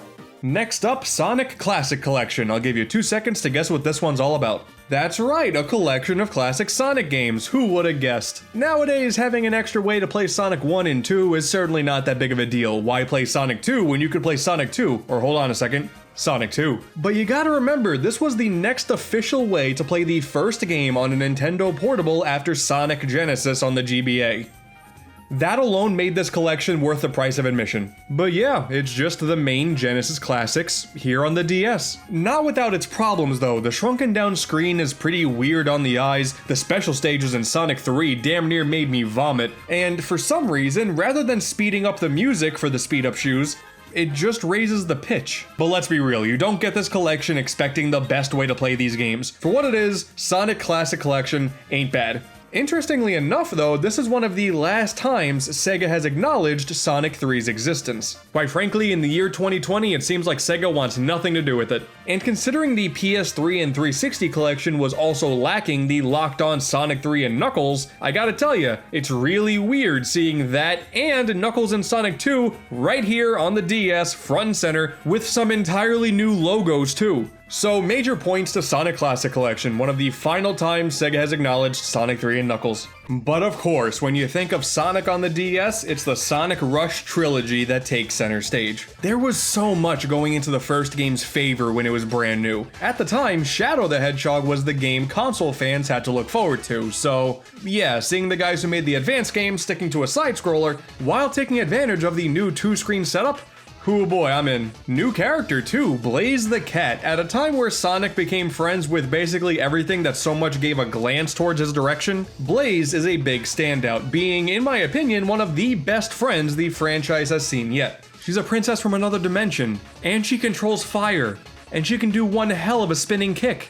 What's not to love here? She even comes with her own alternate universe Eggman. These eggs can multiply. That's terrifying. The structure of Sonic Rush is super familiar too. Just go from zone to zone, 2 acts, and a boss in each. Find special stages throughout the levels to get Chaos Emeralds. We got the good old half pipe once again, but this time it's with touch control, so that's kinda cool. This is all a recipe for success. Rush is the literal name of the game here though. Just build up that meter on the side, push a button, and then boom.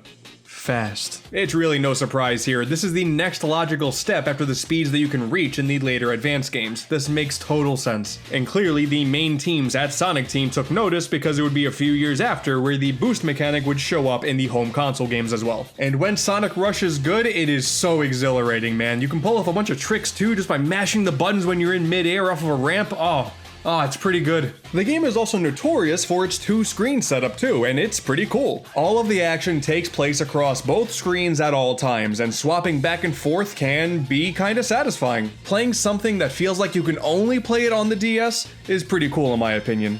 The thing is though, I believe this is an instance of nostalgia playing a weird game with my brain. The mechanics are certainly a lot of fun, but the level designs, yeah, not so much. The further you progress in this game, the more just Garbage clutters up the entire experience. Sometimes the game penalizes you for going too fast. When boosting is the main selling point here, yeah, I don't really like this. Altitude limit. Oh my god. This is one of the worst levels I've played in my entire life. Also, maybe it's just me, but a lot of these levels do nothing for me. When I want a quality zone in a Sonic game, I want something that really stands out with a bunch of gimmicks that make that level feel unique. Here, those gimmicks are there, but they're really minor, so a lot of the levels you go through feel like you're speeding by a different wave of colors than the level you were just in. That's it. Just a different visual and maybe one different type of platform. That's about it. Blaze, with her fire abilities, does make the platforming a little bit more bearable, but personally, I also find it pretty annoying that you basically have to play the entire game twice in order to get to the main ending.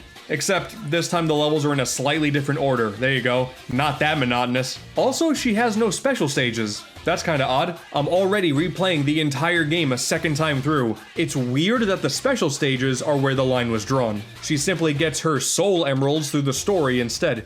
Pretty anticlimactic. Man, the boss fights aren't that good either. A visual treat for sure, always admirable seeing so much 3D in my DS games, but they're so not fun. And they take so long to get through also. Most of them are just waiting games before you can attack them once and then you wait some more. And then the final boss of the solo stories. Oh my goodness. So many of its moves are pretty unpredictable to work around. And then there's this weird mechanic where the more you get hit, the further rings will fly out of you. Listen, I may just not be good at this fight, that's fine. But having the game rub it in by throwing the rings further away every time I get hit, not a good feeling. Thankfully, the true final boss is a little bit better. Super Sonic and Burning Blaze get to attack the main bad guy hand in hand, and it's pretty cool. It kind of reminds me of Sonic Adventure 2, where Shadow would go super out of nowhere. Blaze has her own super form. Pretty cool.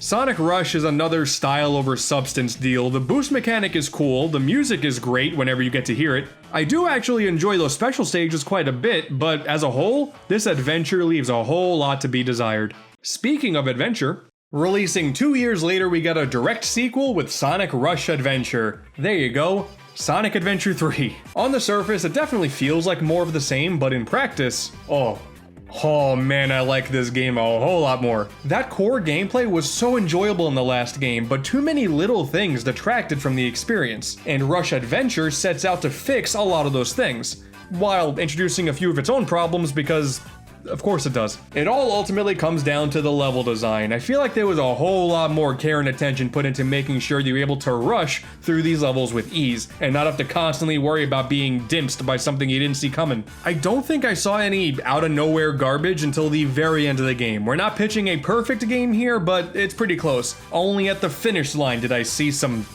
shenanigans. An extra impressive feat because those stage gimmicks that I mentioned being pretty lackluster before are way more pronounced here. Every stage is home to things that make these locations a whole lot more special. There are just so many unique ways that the game gets you from point A to point B without ever really stopping your speed. That's the important part. Hell, I even think the bosses are better. Not amazing, but I had a much better time with this bunch than the last. The final boss is still pretty whack though, but hey, it's not as whack, so I'll take that as a positive. We do have another one of those friend things though with Marine the Raccoon, who's not terrible, but man, she is there and gone in nearly the blink of an eye and nothing of value was really lost. Kinda weird, we've never seen her again.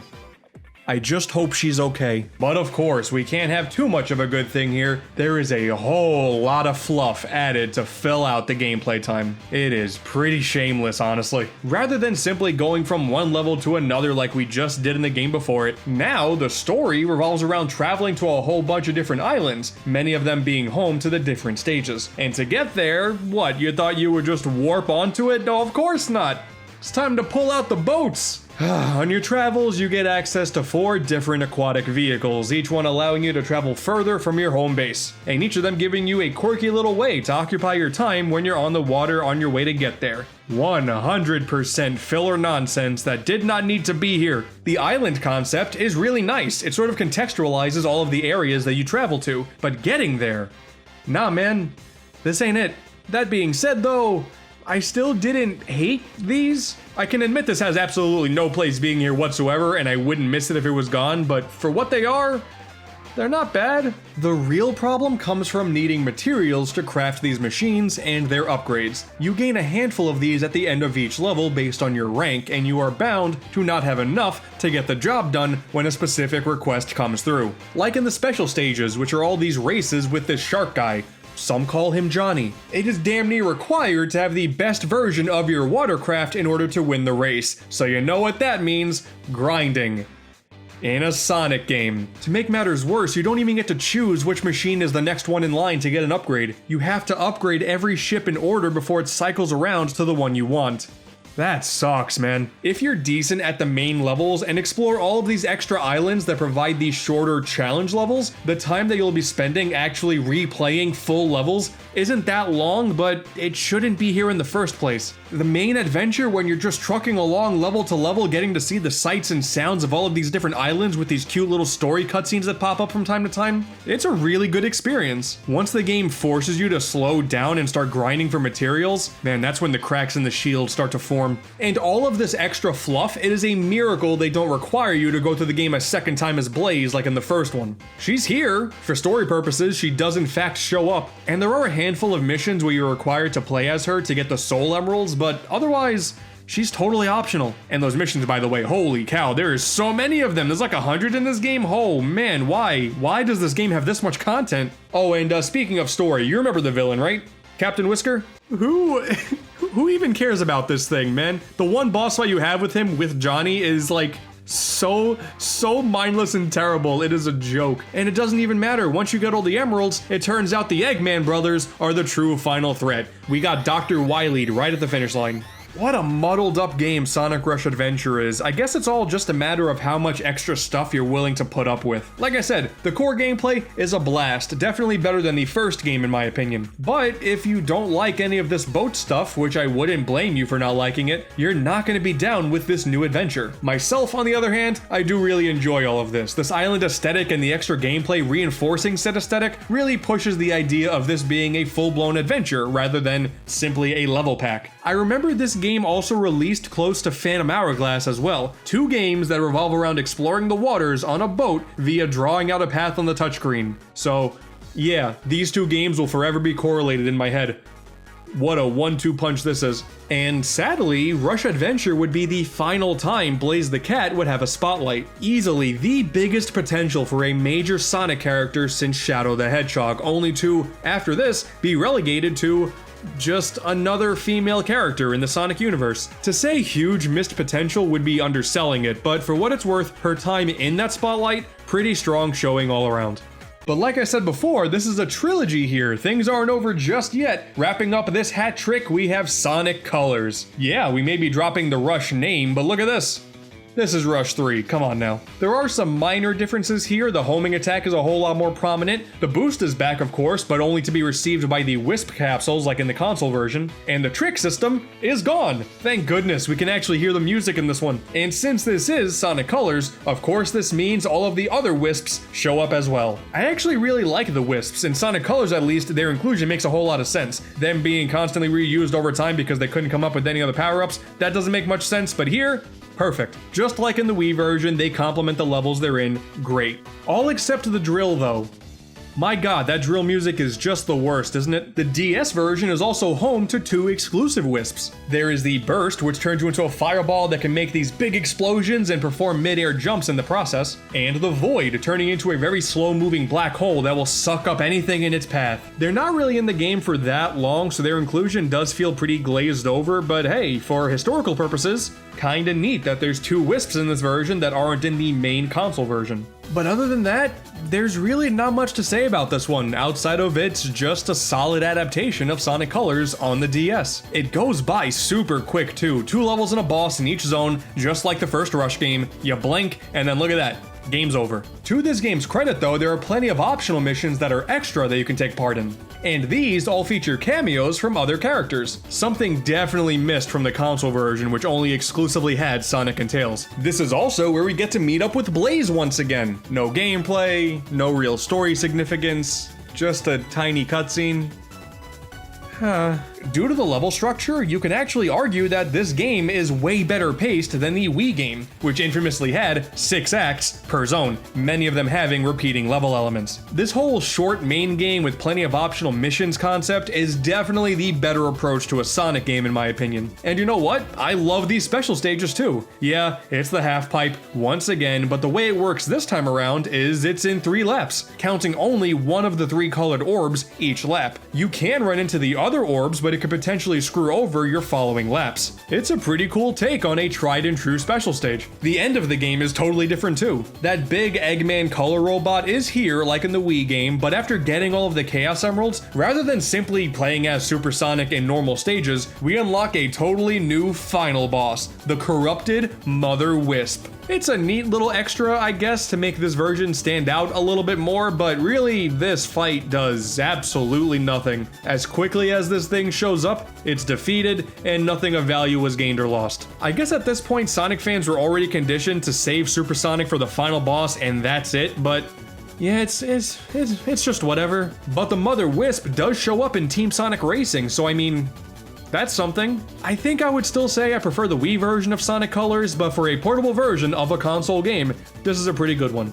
So yeah, so far Sonic's legacy on the DS, pretty solid. A couple of these games are just weaker versions of already existing console games, but whatever, when you're strictly sticking to the DS bubble, this is a really good lineup. And it would really suck if one final game ruined the whole batch. Sonic Chronicles: The Dark Brotherhood. Oh god. Alright, fine. You know, once we start throwing Sonic into scenarios that Mario's already done before, doing an RPG, this was inevitable, right? I mean, hey, BioWare too, that's pretty cool. That is a reputable name, right? Mass Effect, Dragon Age, Knights of the Old Republic. What could possibly go wrong?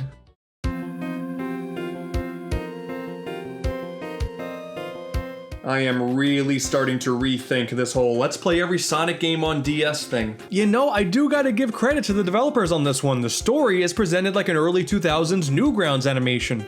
That's a really clever way to appeal to the hardcore Sonic fan base. I appreciate that. Oh my god. This music is incredible. Well, the entire game is touch controlled, and every action feels delayed beyond belief.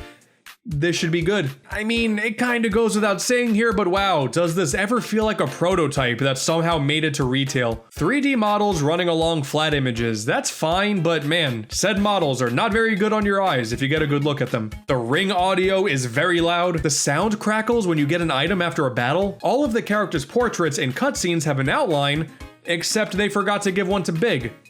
Poor guy. For some reason, you get these super strong healing items within the first 30 minutes of the game, really enforcing the idea that this team had absolutely no idea what they were doing. And I'm also pretty sure Sonic rips a fat one halfway through this ramp. Maybe some of this exploration would be more enjoyable if it wasn't required to use the touchscreen, but when you really think about what you're doing, it's pretty mindless. There is no depth whatsoever to any of these locations. You just keep moving towards a point of interest, and you hope that the action that you take is what leads to progression. And the battle system, oh man, the battles. Truthfully, I don't know how many RPGs do this, but here, you gotta set up like 3 or 4 moves ahead of time for every single character, with absolutely no way to really predict what the opposing side is gonna do. You commit to attacking 4 times in a row, and then whatever happens, happens, man. You could die, you could not, who knows? You gotta hope those special POW moves really do a lot of damage, because you can only do like 1 of these before needing to pop an item and get your points back. And I also hope you're really good at Elite Beat Agents, because you basically play Elite Beat Agents to get some of these moves done. Except the graphics are kinda laggy, so your timing on these is just a rough estimation. Sonic Chronicles is simply not fun. Plain and simple. I know, big surprise. This feels like a bad RPG Maker game gone official, and I do not understand how this happened. It is an RPG, so you think the story would be kind of important, but it's not. There's like this evil Echidna tribe that's trying to use the Master Emerald's power for something, I don't know. The game ends with a cliffhanger and the sequel never happened. Probably for the best. I mean, the new Echidna character Shade is pretty well designed.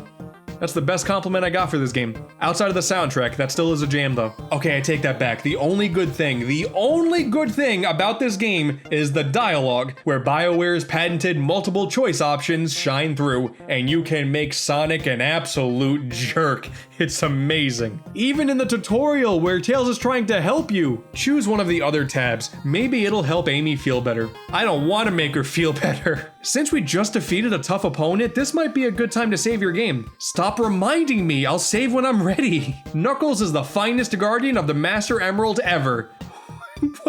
Whatever, Amy. Oh man. Oh, Sonic is as cold as he is blue.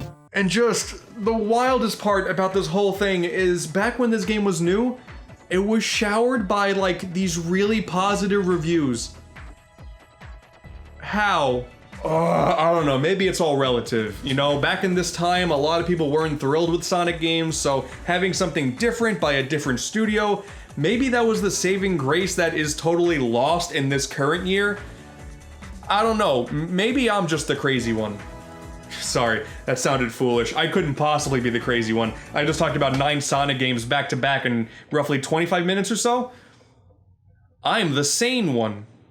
Dude, Ultimate Flash Sonic, holy cow. Some people may be out of the loop on this whole thing, but for many, including myself, this is a pretty big symbol of our childhood. Nowadays, it may not be all too special, you know, it's a simple Sonic-styled adventure with only 2 zones and a few playable characters, but this is way more than the sum of its parts. We got plenty of unlockable extras and cheat codes. Every time you finish the playthrough with one character, you'll unlock another, which really encourages multiple playthroughs, but more impressive than that, this was made by one person and was uploaded onto Newgrounds all the way back in 2004.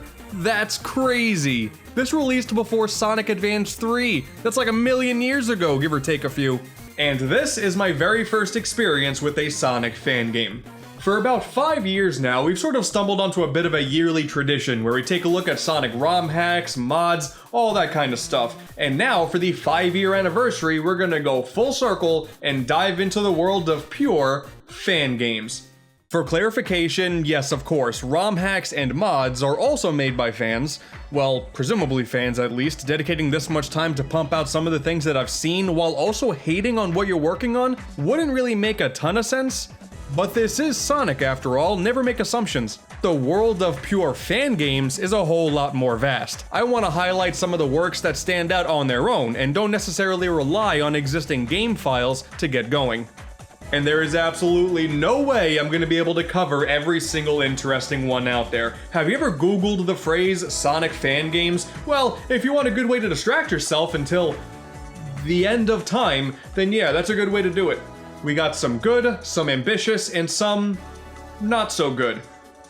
Let's cut the chit-chat because we got a lot of ground to cover.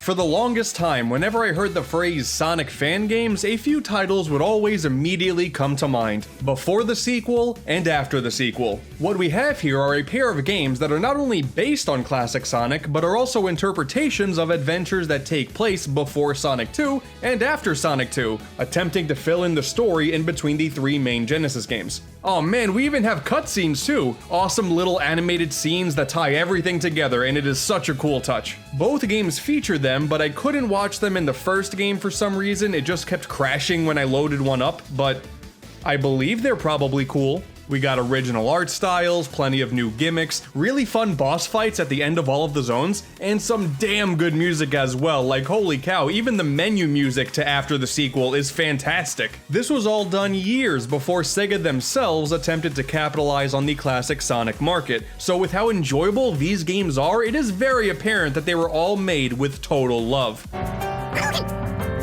I love it. Yeah man, these games are great. If you're on the lookout for fan-made Sonic games that are super reminiscent of the Genesis titles, look no further than these. There is technically a third game here called Chrono Adventure, which changes things up quite a bit, but I think we'll save this for another time. I only played it for like 10 minutes and it is way more different than you would expect. But if you want another side-scrolling Sonic fan game, I was also recommended Time Twisted as well. And 2 seconds in, I can totally see why. Dude, this sprite work is like super good. A lot of the stuff I said about before and after the sequel can be applied here as well. We have really good level design, super catchy music, and a unique take on the time travel mechanic from Sonic CD. But in this game, the jumps to the past and future happen nearly instantaneously. I really like this one. At its core, it is just a really simple and fun 2D Sonic game, and that's totally fine by me. This one has cutscenes to tell a story as well, and sometimes they lead directly into boss fights. Man, that transition was super smooth. Nice. Oh, whoa, what do we have here? Special stages based on racing Metal Sonic? Yo, Time Twisted did the racing special stage before Sonic Mania did. That's pretty crazy. If I were to directly compare this to before and after the sequel, I would say Time Twisted isn't as good, but this one does play in widescreen, and that right there gets major points in my book. Sonic 06 is a bad game. Thank you for watching my original Sonic content. But okay, hold on here. This may seem like Sonic 06 as you would normally expect it, but the crazy thing is this is actually part of a fan project set to port the game to PC. At this point in time, there have been multiple demos released, and most of the stuff from Sonic's campaign is now included, and I'll be damned, it's pretty much perfect. For as perfect as Sonic 06 can be anyway. And considering the original game never released on PC and this isn't being played on an emulator, this is wild that it even exists. It even works with an ultra widescreen resolution, and I gotta tell you, that extra screen real estate does wonders for a Sonic game. Who's to say if, in time, the entire game makes its way to PC, but hey, if Sega themselves won't do it, someone else will. You know this is gonna lead to a massive snowball effect. Eventually, Unleashed will make its way to PC, so will Sonic Colors, and then all will be right in the world and will be in the best timeline. And actually, while I'm on this topic, I found an entire lineup of fan games dedicated to modernizing and remastering other existing Sonic games and have them playable on PC. We got Sonic 2 HD with beautiful new artwork and animations and excellent remixes of the already fantastic soundtrack. Then we have Sonic Advanced Revamped, greatly expanding the screen size of the GBA Classic, which that alone is awesome. But on top of that, it also introduces brand new characters to play as with unique playstyles that fit in surprisingly well. Sonic 3 Angel Island Revisited takes an official copy of the game like you can purchase from Steam and finally gives you the widescreen update that we have all been asking for years, with plenty of additions on top of it. While I guess this also technically constitutes a ROM hack, I'm just gonna throw it in here anyway because hey, it's really cool and I'm not doing a ROM hack episode this year. I mean, hell, you can even install mods in this one. We're covering all the bases here. I found a PC version of the Master System Sonic 1 that got the widescreen treatment, which honestly, that alone makes the game playable in my opinion. I never got used to the smaller screen space of the original. I can happily say as a result of this port, I have beaten this game for the first time ever. It may not be an official version of the game, but I'm still gonna count it. The Master System Sonic 2 is getting a similar treatment as well, with a bunch of extra playable characters on top of it that all play like you would expect them to, which is wild because the original game only had Sonic. Extra playable characters are in the port of Sonic 1 as well, but here they're unlocked from the start. The only way to access them in that first game is by like making really good times on all of the stages, and I am not good for that at all, so thankfully I have to put in no effort to play as Shadow in Master System Sonic 2. And that is a sentence I never thought I would say out loud. There's something really awesome about taking these classics and polishing them up with a bunch of modern additions while also not messing with that game's original style. Sonic Advance is really cool, but Sonic Advance with less screen crunch and more characters is even cooler. There's even full-blown remakes in the works as well. First up here we have Sonic Chaos, and I mean man, just look at the title screen here. This alone is incredible, the animation is stellar. Essentially, what we have here is a Sonic Mania version of Sonic Chaos, one of the better games on the Game Gear. This is only a demo so far, but what's on display here is so well done. It goes to show that there are so many parts of Sonic's handheld legacy that deserve the same love and treatment that some of the console games get. Yeah, that's right, you think Sonic Chaos is the only one being represented here? Nah man, boom, Sonic Triple Trouble. Stylistically, this one is definitely closer to Sonic 3 than Sonic Mania, but man, this was really fun too. It's all about the slight tweaks to the established themes and the occasional original gimmick that really made those 8-bit classics stand out. And seeing them more fleshed out in the Genesis era style is really, really cool. Also, we got Fang the Sniper in the house, so I want more of whatever these developers are serving. I even found this one fan game that tries to take Sonic 3D Blast and convert it into a side-scroller. Definitely an admirable take. Some of the gimmicks do make the transition over pretty smoothly, but I think in an attempt to still feel like 3D Blast, the level designs just don't really work as well when you're trying to run through them as fast as possible. I still really like the concept though. Genesis Sonic is such a beloved formula. The more classics that get made into that format, the better. Except Sonic Blast. You can leave that one to rot. I think everyone will be fine with that. Oh wait, hold on. We got more Fang in 3D and 2D. Fang's right there. Okay, I'm totally on board. Now these remakes and remasters, they're not completed yet. Who's to say whenever they will hit the finish line? But from what I've seen and from what I've played, I will say I am very excited for whenever any of these games do hit a completed state. I mean, hell, at this point, let's take Sonic Shuffle and turn it into a 2D game. Why not? There's clearly no rules anymore. Works in progress are pretty much the lifeline that keeps the Sonic fan game train chugging along. There may not be a ton of completed fan games out there, but some of the stuff that's in the works that may or may not be completed at some point in the future, that's where a lot of the gold is. Recently, some 3D tech demos hit the internet, and man, let me tell you, you give some people creative freedom and powerful enough computers, and they can produce some of the coolest stuff the franchise has ever seen. The one I immediately fell in love with was Project Hero. This is just a really big playground with a 3D Sonic that, in my opinion, controls way better than many of the official Sonic games out there. Whether or not a full game comes out of this remains to be seen, but man, just running around this world doing absolutely nothing is way more addicting than I expected it to be. And taking a little look at the potential future for this project with these damn fine models being worked on, I gotta tell you, I am super excited for whatever comes our way. And of course, the same exact thing can be said for Sonic Utopia. Similarly, we have another absolutely massive playground, this time based on Green Hill and classic Sonic. The momentum-based physics you have in your control is so satisfying, and some of the massive jumps you can pull off to then be rewarded with these awesome views of the landscape, it is so damn good. Again, I don't know how much of an actual game you can make out of something like this, but I also spent like a half hour running around doing nothing worth of value besides running around, so you tell me whether or not this is worth expanding upon. Now going more towards the untraditional side of things, here we have Sonic Bold, I don't know, man, that's just a weird way of saying Super Mario Bros, but with Sonic characters instead, but okay. Oh man, I take it back, it's not even just Sonic here, we got a whole bunch of characters to play as. My god, is that Stanley the Bugman from Donkey Kong 3? We're really cutting deep here, I like it. Ooh, we got a bunch of wacky costumes too, always a fan of these. You can play as Sonic, Metal Sonic, Mighty, Shadow, the entire opening to Scooby-Doo. What? Oh hey, look at that, a JoJo reference. That's sure to please somebody out there. Oh good, we can also play as the kid from I Wanna Be the Guy. Yeah, that sounds about right. Oh, hold on, we got special stages too?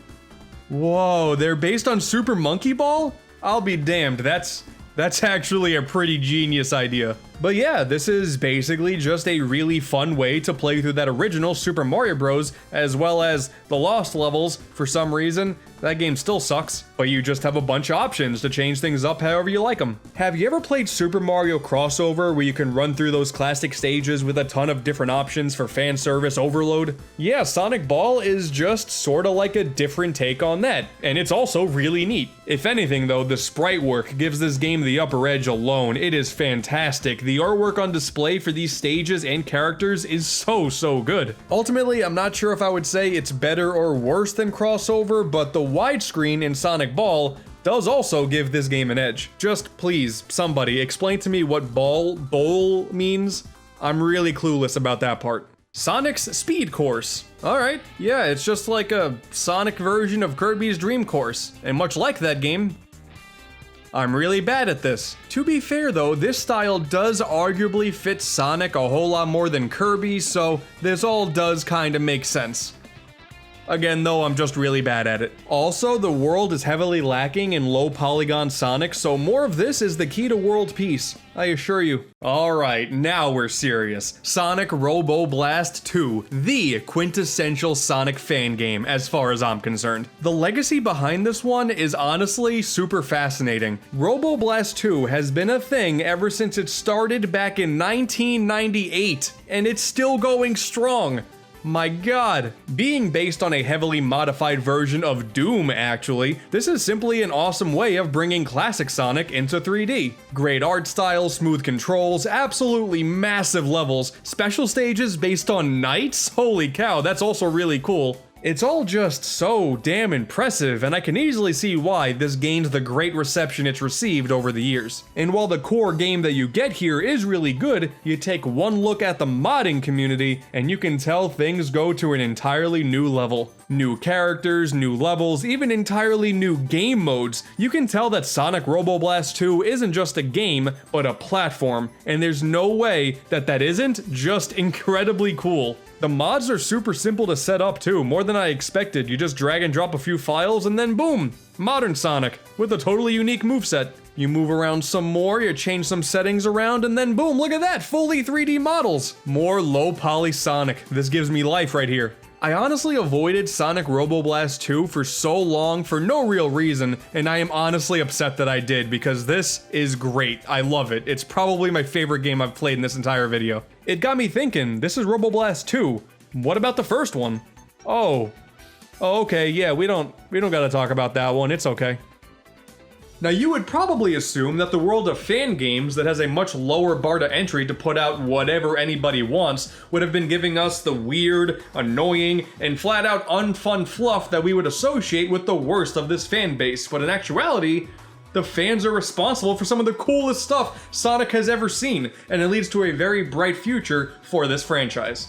Remember before and after the sequel I mentioned earlier? Well, that developer would go on to create Spark the Electric Jester, a fully fledged original IP available now on PC via Steam. There's even a 3D sequel that's available as well, which also looks great. Freedom Planet, that's another one that became a big success with a pretty similar legacy behind it, initially starting off as a fan game. And like Spark, there's a sequel as well. And of course, Sonic Mania, proof positive that sometimes the fan base does kinda know best. There's even this annual event that happens online called the Sonic Amateur Games Expo, highlighting hacks, mods, fan games, and a whole lot more. And some of the games that I mentioned in today's episode are going to be in the 2020 edition of the Sage Show, so I highly recommend checking it out and seeing what some of these really talented people have been working on. The inconsistency in the official games given to us by Sega has created these massive divides within the community about what some think makes a good Sonic game. And while we can complain all we want about the state of the franchise on the internet, it's one of the constants in life complaining about Sonic ain't going away anytime soon. This reality, combined with the incredibly talented people to create fan games like this, covers these different niches and genres that simply won't be taken care of by the officially licensed media. And thankfully, Sega does embrace this side of the community. Some of the stuff you can find and play here is so damn cool, it is not worth pretending that this stuff doesn't exist.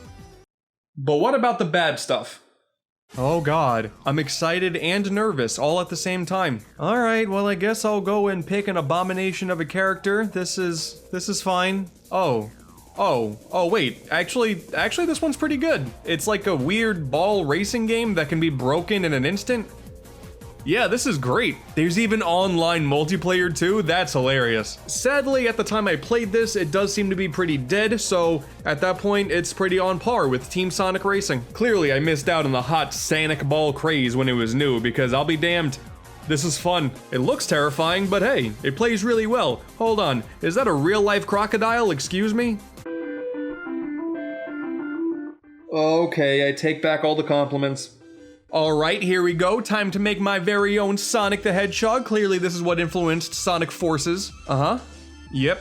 Thinking the arms should look a little bit like this. The head, definitely like this. Body color, yeah, this one makes a lot of sense. As for the name, Prego Night Supper Hispan Vex Kai the Hedge Girl. Couldn't have said it any better myself, rolls right off the tongue. Alright, that was a blast. What about the second game here? Oh man, sorry guys, it looks like I can't really play this one. That's a shame. No network adapter? Man, that's a big shame right there. Oh well, now it's time to make some movies for my adoring audience. Nothing too explicit here, I gotta keep my channel in good standing, you know what I mean? I am not risking my channel over this. The last option we have here is a virtual reality game where you're Sonic's roommate.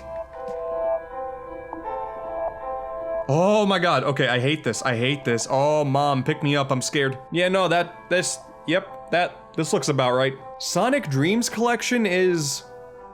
Yeah, that's about it, this game is. I knew this one was infamous for a bunch of reasons, and I was very scared to find out why. My fears were totally justified. Okay, so taking a look at the timer down below, it looks like we're almost done here. We have time for one more fan game. What do we got?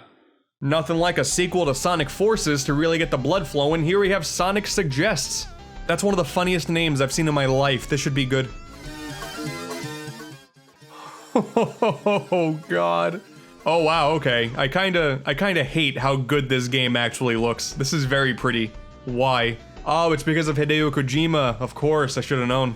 Oh man, what is this? I don't know what's going on here. It controls fine, I guess, but at what cost, really? You know, sometimes in life you get these questions that pop up in your head and you know you'll never know the answer to them, and this is definitely one of those times. Oh no, they're coming closer. Please stop.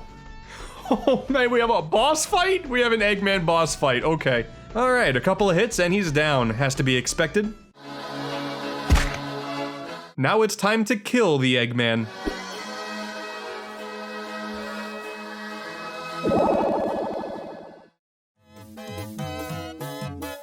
All things considered here, still better than Sonic Forces. I am gonna really hate saying this. Okay, hey, did you know that Sonic's had a rough history since his jump to 3D? Why do people still watch me?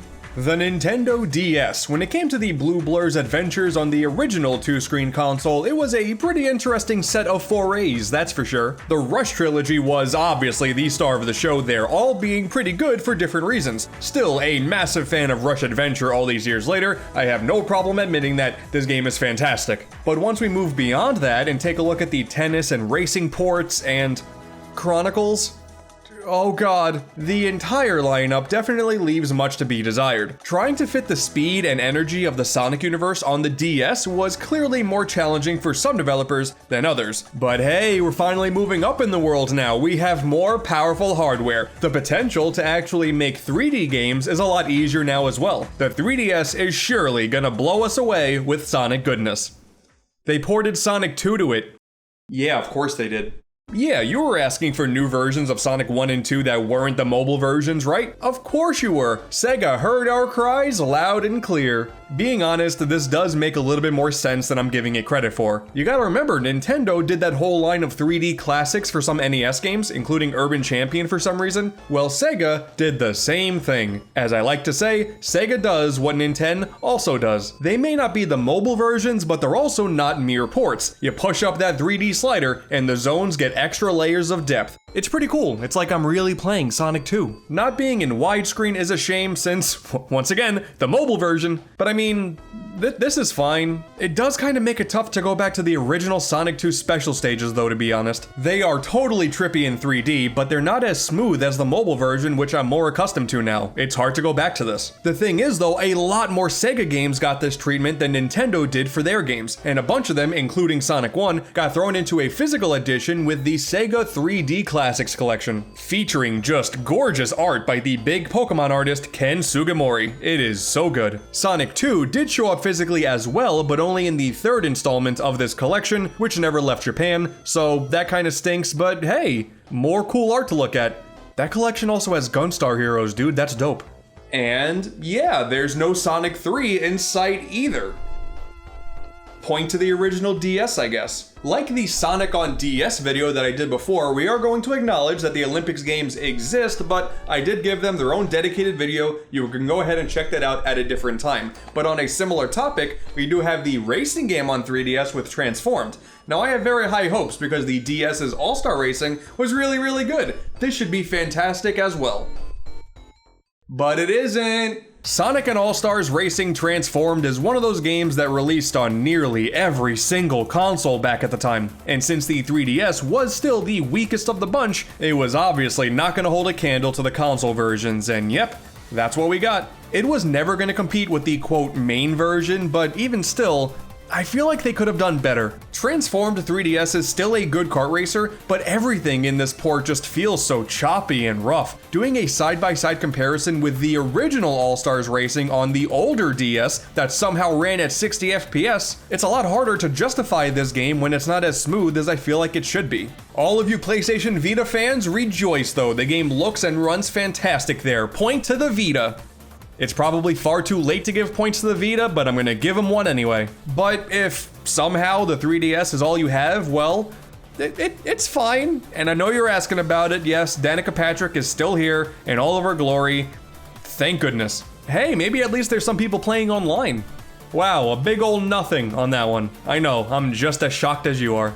But much like how the DS era was defined by the Rush trilogy, the 3DS era was defined by 4 games, 2 with standard Sonic and 2 with Boom Sonic. Oh no.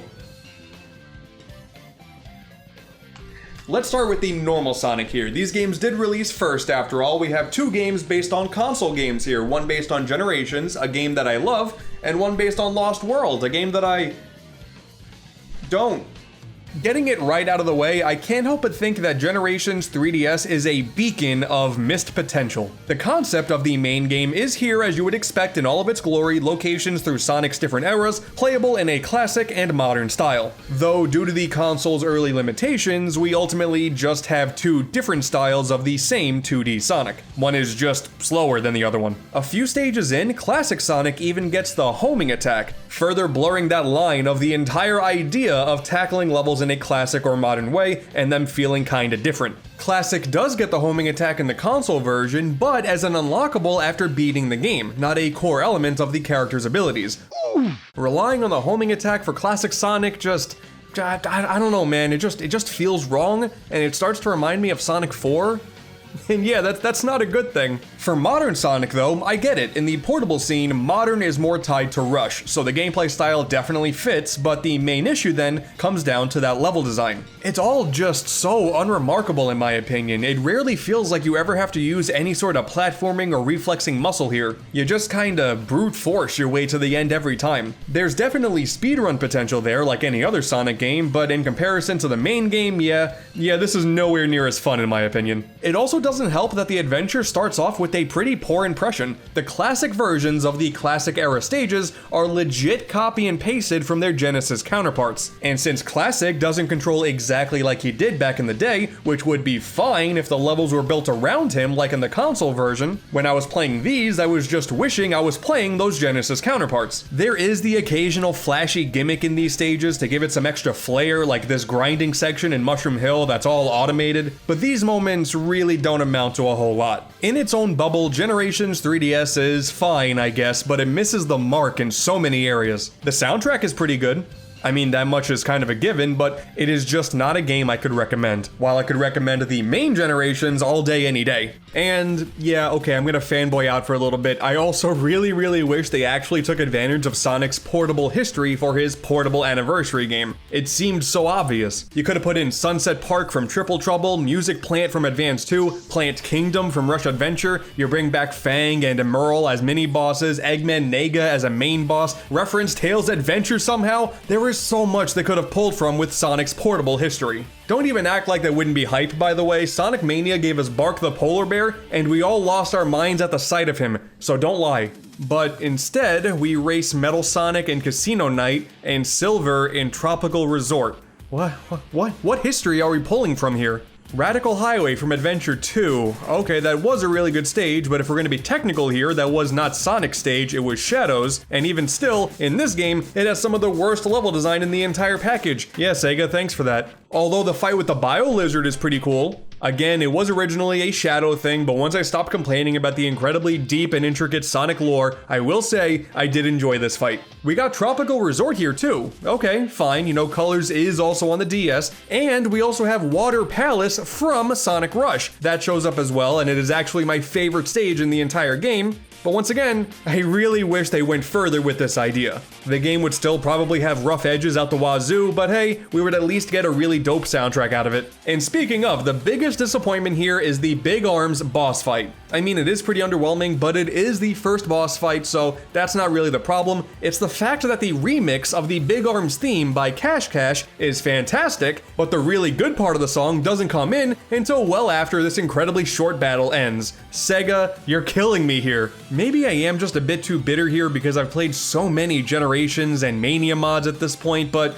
I still really love everything about the vanilla Generations. The 3DS one though, yeah, no, not for me. Oh man, I can't fathom how I'm gonna stomach Lost World 3DS now. Hell, at least I like the console Generations. Console Lost World drove me nuts.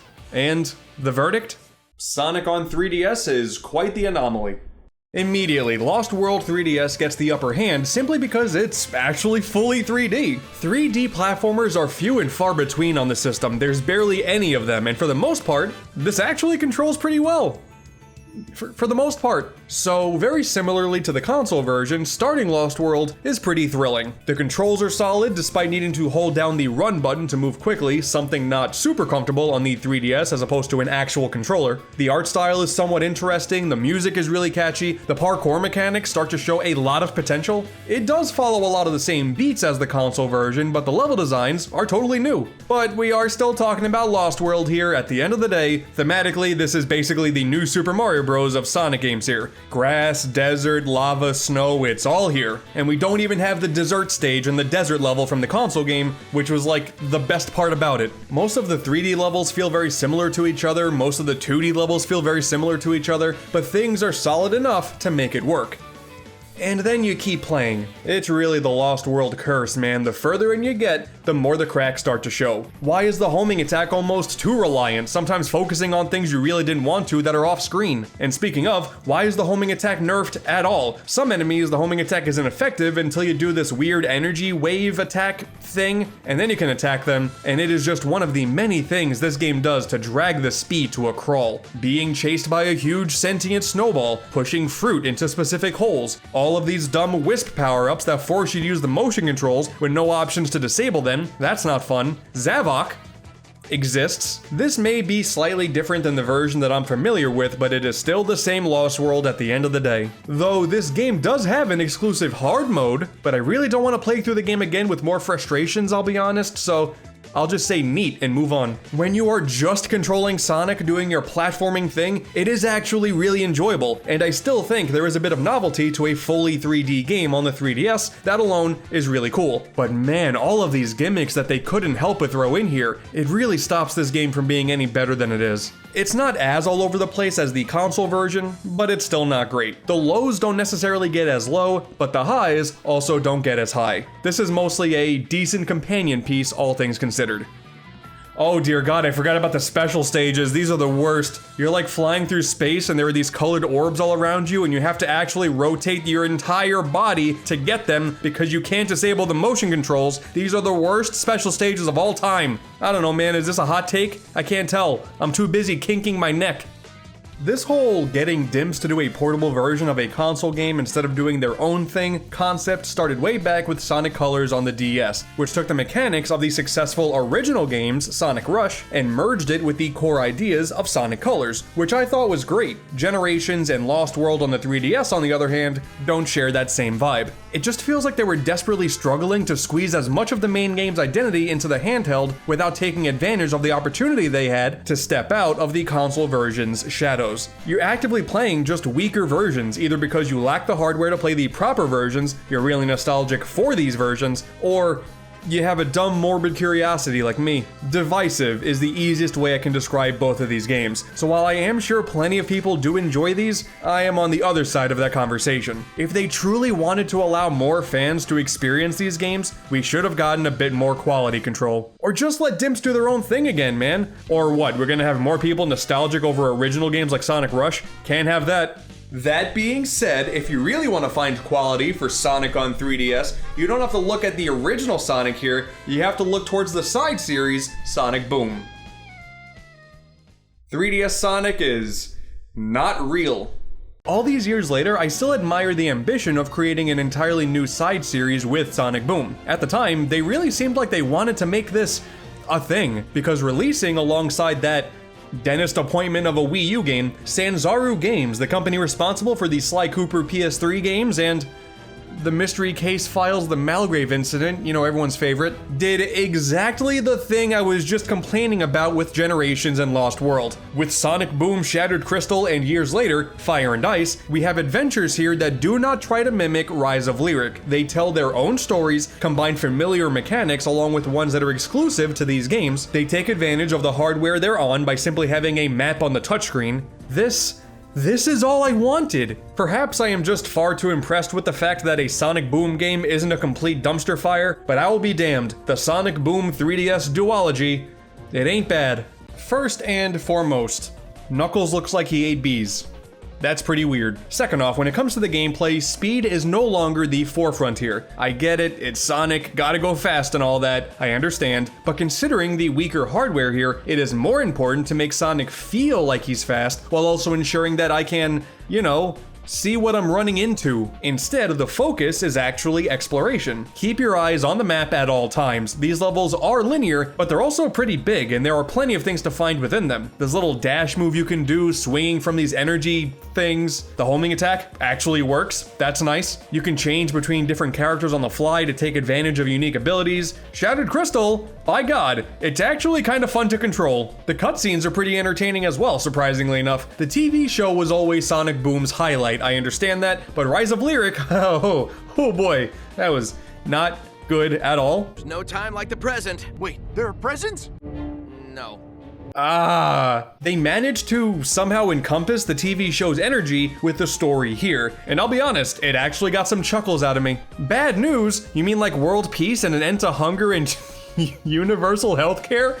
Oh boy, okay. It's not all great though. Levels do tend to overstay their welcome, and instead of boss encounters, there's like this weird linear auto-running thing. Not a fan. All of this would be fine and cement this game as good enough, but because we are not allowed to have nice things, there is one very, very critical flaw. It takes practically no time whatsoever before you are locked out of progression. You see, each level has a number of objectives, usually revolving around finding collectibles, and there is barely any flexibility with what you can choose to do. You will 100% have to go back to previous levels and comb through every nook and cranny just in order to scrounge up enough medals to progress the story, and this really killed my drive to see what else Shattered Crystal had in store. Replayability is a staple of Sonic games, but requiring it for progression? Yeah, that's a big no-no for me. Especially when it's behind some boring minigames too. Come on, man, you were so close and you tripped up right at the finish line. If I were younger and had all the time in the world to kill and this was the game I got for Christmas that year, then I could easily see myself going for as many medals as I needed to because I would just play this game ad nauseum anyway. But now, these constant progress killers really ruin a game for me. I want to see what the rest of the game has in store, but evidently, the game doesn't want me to. Which is a shame because apparently getting 100% completion nets you a sweet dance video. I swear, man, none of this Sonic on 3DS stuff seems real. But in a shocking turn of events, while the main team at Sega would continue on with their lives pretending like Sonic Boom Rise of Lyric never happened, Sanzaru wanted to right the ship. They went to work immediately on a sequel with the intent of fixing all of the issues people had with the first one. We have Sonic Boom, Fire and Ice to show for it. Why does that seem like such a big deal? Fixing games with the sequel should be a normal thing. Sonic should have been doing this all along. Hell, when this game was being developed, they even delayed it in order to put in some extra work. That is pretty unheard of for a Sonic game. It's almost a shame this game never got a PC release. Something about releasing Fire and Ice on Steam is just really funny to me, but I'm also an idiot, so ignore that. Surface level, this is just more of the same, but with a brand new Fire and Ice mechanic. You're constantly letting off one of those two elements as an aura, of which you can swap between on the fly, and this is typically done to assist with some platforming. Water platforms freeze when you're icy, and ice blocks melt when you're fiery, that sort of stuff. It is a pretty nonsensical video gamey gimmick though. It's not even like the story gives you a good reason as to why you guys have it now. Sonic and crew just sorta do. whatever, shut up and play the game. Now let's just go down the list here. The levels are shorter, the action is more fluid, we get these little challenge areas hidden throughout the stages. There's actual boss fights now that did crash my game once, but only once, and also he like shifts the screen down when you get to the fight. That's really cool, so I'll forgive it. The collectibles are strictly for collecting purposes now and not tied to progression. The in-game cutscenes are now actually animated and not just these visual novel spots. Oh my god, they did it. There's a Sonic Boom game that actually has a lot of effort put into it to make it good. I mean, it's still not remarkable. The rewards for the collectibles are kind of just whatever, but that is why I'm happy I don't need to collect them in the first place. And the fire and ice mechanic, while interesting on paper, never really reaches its full potential. For as random as this idea is, I would have liked to see them go further with it. And similar to Shattered Crystal, there is a severe lack of anything memorable when it comes to the level themes and music, some of the things the Sonic franchise is most known for. I know Boom is trying to be different than the main Sonic stuff, but I don't think that's enough reason to not have good music. I do really respect the developers for definitely trying to make the best out of the situation that they were put in, but at the end of the day, we are still talking about an average to below average 2D platformer on a console littered with them. This was never gonna be able to compete.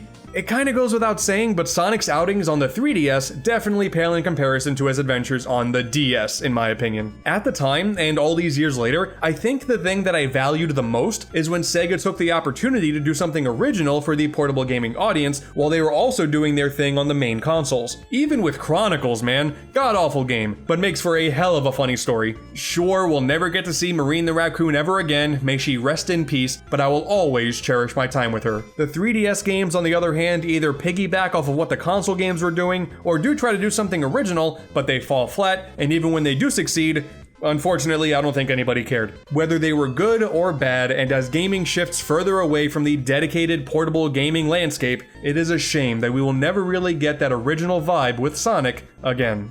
There are obviously Sonic games on the Switch, but let's be honest with ourselves here, it's not quite the same. I hope none of my divisive comments upset any of you greatly, but if they did, I can say one final thing with certainty that we can all agree on. Sonic the Hedgehog 2. Thank you, I'm glad we can agree. It's about that time of year once again. Time to see what sort of wacky and all over the place creations the fans have made for our lovable and sometimes physical/mental pain-inducing blue hedgehog, Sonic. I did my first deep dive into a handful of Sonic fan games last year, and the response was very positive. Thank you all so much. But one thing was made very clear. I was nowhere near close to being done. I said this before, and I'll say it again. The Sonic Online community often gets a lot of flack. Sometimes rightfully deserved, but more times than not, the community with the creative side, man, you guys are so talented. Journeying through the annual Sonic Amateur Game Expo webpage can really be an eye-opening experience, man. The people running this event do such a nice job compiling a ton of new creations for all of us to check out and download. You got ROM hacks, mods, and fan games galore, and not even for just Sonic. That cute Kirby's Halloween adventure hack I checked out before was here in its completed form. That's really cool. This fantastic Namco-inspired arcade game Annalyn was featured here, and it's now available on Steam. Congratulations to the developers on that one. Dude, Rayman Redemption is just here. A remake of the original Rayman that is so good and filled to the brim with quality of life improvements and changes that basically makes the original release obsolete. It was just there, along with so many other great creations. And, funnily enough, not like I planned to upload this on a specific day or anything like that, but as this episode goes live, Sage 2021 is currently underway, so go and check out this year's entries. You're bound to find some good ones. Like, look at this. Looks like Yeth finally has a sequel, baby! Pardon my fanboying here, I am just loving everything that's going on here, so I definitely recommend you take a trip to the Sage website because you are bound to find something that you are going to love, I guarantee it. Alright, now let's talk about Sonic. Let's first play some catch-up with Sonic Robo Blast 2. If you recall, I had very high praise for this one, and yeah, it's still awesome. This time around, I had to finally give some more mods a shot. Only had the time to check out Modern Sonic last time. There is a whole world out there for me to explore. And, oh my god, Spyro? Oh, dude, and he actually plays exactly like he should. He can charge, shoot fire, glide. It's probably because I'm pretty dumb, but having no idea how modding for this game works, the fact there is a fully operational Spyro the Dragon in here is pretty amazing. I even found this custom stage designed to be a proper Spyro area rather than a Sonic one, filled with collectible gems, a new lineup of enemies, an original music track that fits in perfectly. Super cool. It looks like there was actually a stage Expo for this game. I found this neat little hub world filled with 2020 creations, and you can just jump into any of them and see what people have come up with, as any character of your choosing. If I haven't sold you on Sonic Robo Blast 2 yet, I don't know what to say. It plays so well, and it is incredibly easy to add on all of this extra modded content, of which the community is very active, but fine, okay, let's say you need some extra persuading.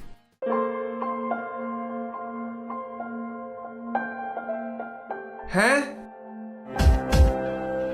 Oh man, we're really doing this now, aren't we? Alright, I will admit the UI is looking pretty sharp right now, but it's not like there's gonna be an actual battle system that's gonna be accurate to the persona. What is happening? Oh, okay, so it turns out there's a mod for Robo Blast 2 that turns it into Persona 3, and it's really good too. I can't believe it. And yeah, sure enough, you get to explore Tartarus. Just like the source game, you run around the randomly generated dungeon and find the stairway to climb up higher and higher. That's it. That's all of Persona 3, more or less. In this demo, you even get to choose who's in your party. I went with Blaze, Shadow, and Metal Sonic for my ride, but you can go with whoever you want. And considering you can actually decide your party members' actions in battle, it's kinda better than the original PS2 game. God, that's really weird to say. So far in this demo, it is just the dungeon crawling part, no social links in sight. As hilarious as that would be, but damn man, this is just crazy. Oh, and the Reaper is here too, good. You see, if you take too long on the floor, it shows up out of nowhere and decides to chase you. The screen goes dark, it's terrifying. This is too accurate, too accurate.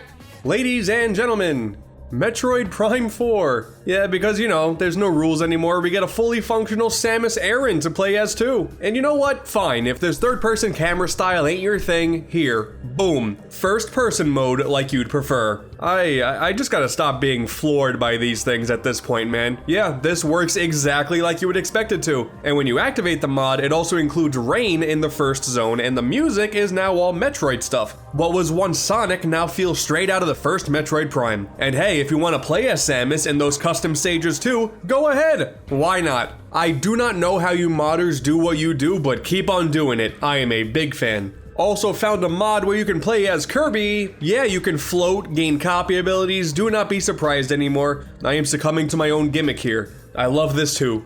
Easily the most overwhelming comment I got was, "Hey stupid, you forgot about the racing game, Sonic Robo Blast 2 Kart." Here's the kicker, I didn't forget, but I needed a reason to do a follow-up episode, so here we are. I mean, easily, in my opinion, this is the best Robo Blast 2 creation to come out of the entire community. Robo Blast 2 Kart does exactly what you think it does. It goes above and beyond to transform this from a platformer to a fully fledged kart racer, with, yes, the same level of modding capabilities as the base game. You turn on a simple character mod and we suddenly get dozens of Sonic and even other Sega racers, all with a very, very wide customizable color palette. Also found this other mod where you can play as a cardboard cutout of Eggman and also a big Eevee, so yeah.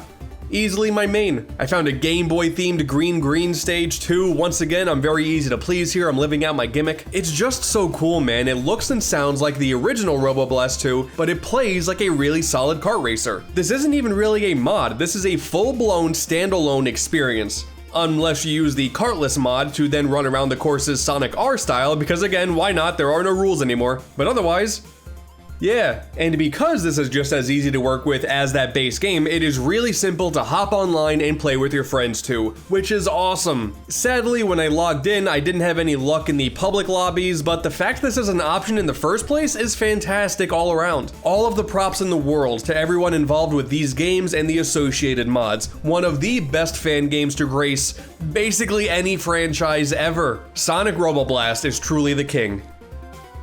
Well, let's clarify here, Robo Blast 2. We gotta specify Robo Blast 2 because you remember the first Robo Blast?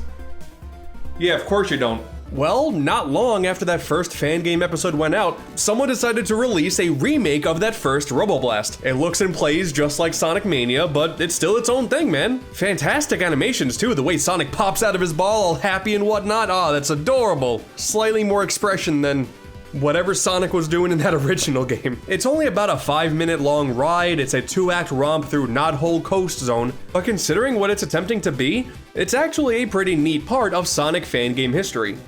But with all that being said, that concludes the Robo Blast portion of today's adventures, but only the start of the side-scrolling portion. 2D Sonic fan games continue to be one of the most rampant contributions to the fan game community. And I had to say here, looking at the comments, there was one that definitely caught my eye. The creator of Sonic Advance Revamped said, hey, you should check out Sonic vs. Darkness. Well, alright, I guess I know where I'm gonna start off. Thank you so much for the recommendation, and also, Advance Revamped, the game is sick, dude. Good job on that. Awesome stuff. Let's get going. Sonic vs. Darkness True Nightmare Revived. Right off the bat, it is clear that we're actually dealing with some relatively uncharted territory in the fan game field. Of all the existing games to be inspired from, this one is actually more like Sonic Rush than anything else. I'm not used to this, man. This is really cool, playing something so similar to Rush with beautiful sprite work and in widescreen. There's even this little rest area that you can revisit with a yet-to-be-stocked item shop. I am assuming that will be fun to experiment with once there's actually some stuff in there to buy. At the moment, there's not too much to this demo. There's only one level you get to play through as Sonic or Shadow, but I'm pretty sure this is still being worked on, so I'm definitely looking forward to what else comes down the pipeline for this one.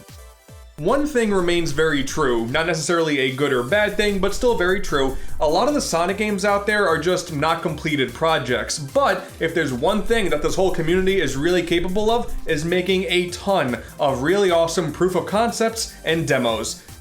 There's a lot of those. Like here, we have Sonic Gameland, also evoking some strong Rush vibes, as well as Sonic Advance. On a surface level, we got another really solid and very fast Sonic side-scroller here, and while that's always a good thing, it turns out the main inspiration is actually Sonic Rivals and Riders. What? Oh, okay, that's why. There's a battle mode in this one. Yeah, man, this is where all the potential lies. You got a full-on racing mode and even a PvP combat mode. And I can see this being a ton of fun when there's more to dive into. But for the levels that are already here, yeah, it works pretty good. Running through the single player level is enjoyable too, but man, being able to actually think about Sonic Rivals in a pretty positive light is pretty uncommon, let's be honest here, so it's nice to see someone out there giving that a shot. There is not enough out there to fill the niche of Sonic racing on foot games, but get ready, there's a few more later on in this video that are gonna cover that too. Next up, we got Sonic Freedom. Dude, so you know that sick Sonic CD opening, a video so good it essentially defined how the audience would look at this character for years to come? And then the OVA happened and like it was kinda like that, but not, but at least it was still animated, so that was kinda cool. Well, hey, looks like we got a side-scrolling, hand-drawn Sonic game in the works that very similarly looks like that Sonic CD opening. This demo is currently only a singular level, and according to the developer, this isn't really indicative of how any future work will be, but for what's here, this is really cool, man. The level structure is pretty different than what you would come to expect, encouraging active vertical platforming thanks to this new bullet dash move. And boy, is it beautiful. Chunky pixels are fantastic, don't get me wrong, but quality hand-drawn graphics? Oh, this is just as awesome. Big fan of this. Quantum Collision is gonna be another one to keep your eyes on for sure. Look, Knuckles is wearing his hat. 10 out of 10. Once I start accepting that people are just really good at recreating classic Sonic gameplay with their own little twists and tweaks, of which this game has, and it's great, I gotta see something else to really make a fan game pop. Well, for this one, we got a neat looking top-down hub world, something you never really see in a fan game like this. We got a really fun special stage where you race and collect blue spheres at the same time to get the emeralds, that's really cool. The sprite work and music are really well done, but we even get this nifty little level transition cutscene, just giving a little bit of extra context to the world you're playing in. It's all of those extra little things that push a game from being good to great, so if this level of quality continues, Quantum Collision is another one that has what it takes to be a top-tier fan game for sure. And once again, hat. Not enough people are giving Knuckles the hat. But of all the games I played, if any side-scrolling fan game stole the show, Easily, it was Sonic Galactic. I don't know how this game sort of just came out of nowhere and gave us something basically Mania quality with its fantastic art design and music, a playable Fang the Sniper, using his gun as a means to platform, which is fantastic, as well as a brand new character, Tunnel the Mole, who's able to shoot across the screen like a regular Rocket Knight, making him fit right in with the rest of the crew. But damn, this dev team is killing it. Apparently, Galactic has been in development for at least 3 years now, and it definitely shows. This is fantastic. You gotta remember, Mania's level designs were built for 3 characters in mind, and it obviously did a really good job of that, but Galactic managed to have a level here where 5 characters are fun to play as. Impressive would be the understatement to end all understatements. Even the menu is super smooth. I don't know how long it's gonna take for a full game to come out of this, but take as much time as you need. This one is gonna be one for the record books, I can already tell. And you know, speaking of Sonic Mania, it really makes you think. It's crazy to imagine a timeline out there in the Sonic community where Retro Sonic never happened. Little history lesson for you whippersnappers out there. Retro Sonic is a fan game submitted to the Sonic Amateur Game Expo all the way back in 2007. This has been going on for a while now. It's pretty good, you know, a simple 2-act zone, it plays pretty well, looks surprisingly good for 2007, I will give it that.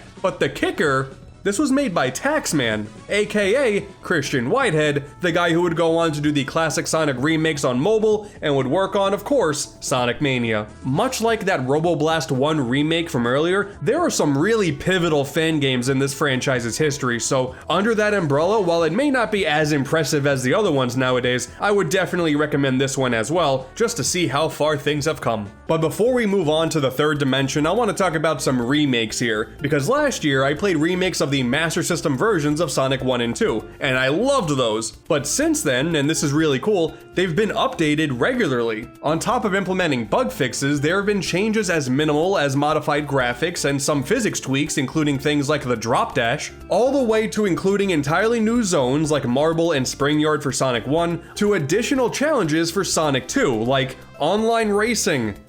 What? Now one could say riding a board as mighty through Oil Ocean is sacrilege to the original game's vision, but to that I say, hey, I finally got around to beating Master System Sonic 2 for the first time.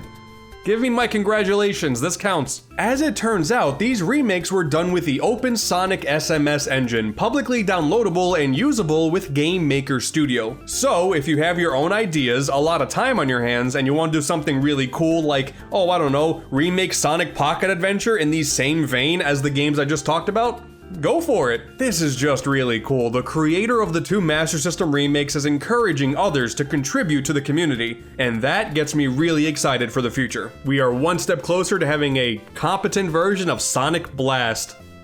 God, I can't believe Sega thought this was okay. Actually, speaking of Sonic Blast, I even found a remake of Sonic Bootlegs. Here we have Sonic Blasting Adventure, a remake of 3D Blast 5, Adventure 7, and Adventure 8. All, dare I say, hidden gems from the Game Boy. Why do Sonic fans continue to ask for Adventure 3? We're all the way up to Adventure 7 and 8. You guys are so greedy.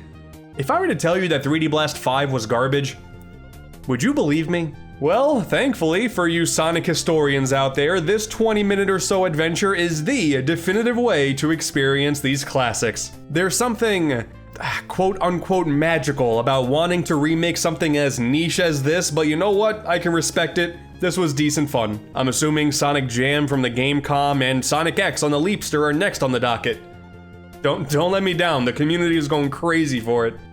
So, at this point you may be thinking these 2D Sonic fan games are all the community is capable of, and then once again, while there are a ton of those, there's a lot more than that. While the classic-styled adventures are really cool, there are also plenty of adventures that go far beyond what you think is capable with this franchise. Us Sonic fans tend to complain about a lot of things, but if there's one common complaint with modern Sonic out there that most of us can agree on, it is the absolute disrespect to the Chow. So many people have been wanting to raise Chow in new games for so long, and honestly, I still don't know how we don't have a Chow raising mobile app yet, but that's neither here nor there. Chow Resort Island, no more playing around here, this is the Chow simulator for you. Pick your favorite character, get dropped onto a new island, hatch a couple of eggs, go nuts, dude. Say hello to my new Chow friends. We got Blumbo and Blumpus. They are best friends. It's interesting, the Chow Garden here is definitely cool, but when you get rid of the part where you have to play an actual Sonic game to get the rings and items you need to better your Chow, and instead you just grind out a bunch of races, there's definitely a lack of substance here if I'm being honest. What is here is still pretty cool, fairly ambitious, it's not bad. Dare I say, it's actually slightly addictive. I just kinda want more. I want Blumbo and Blumpus to be the very best they could possibly be. Definitely worth checking out, but there is still a Chow-sized hole in my heart just waiting to be filled.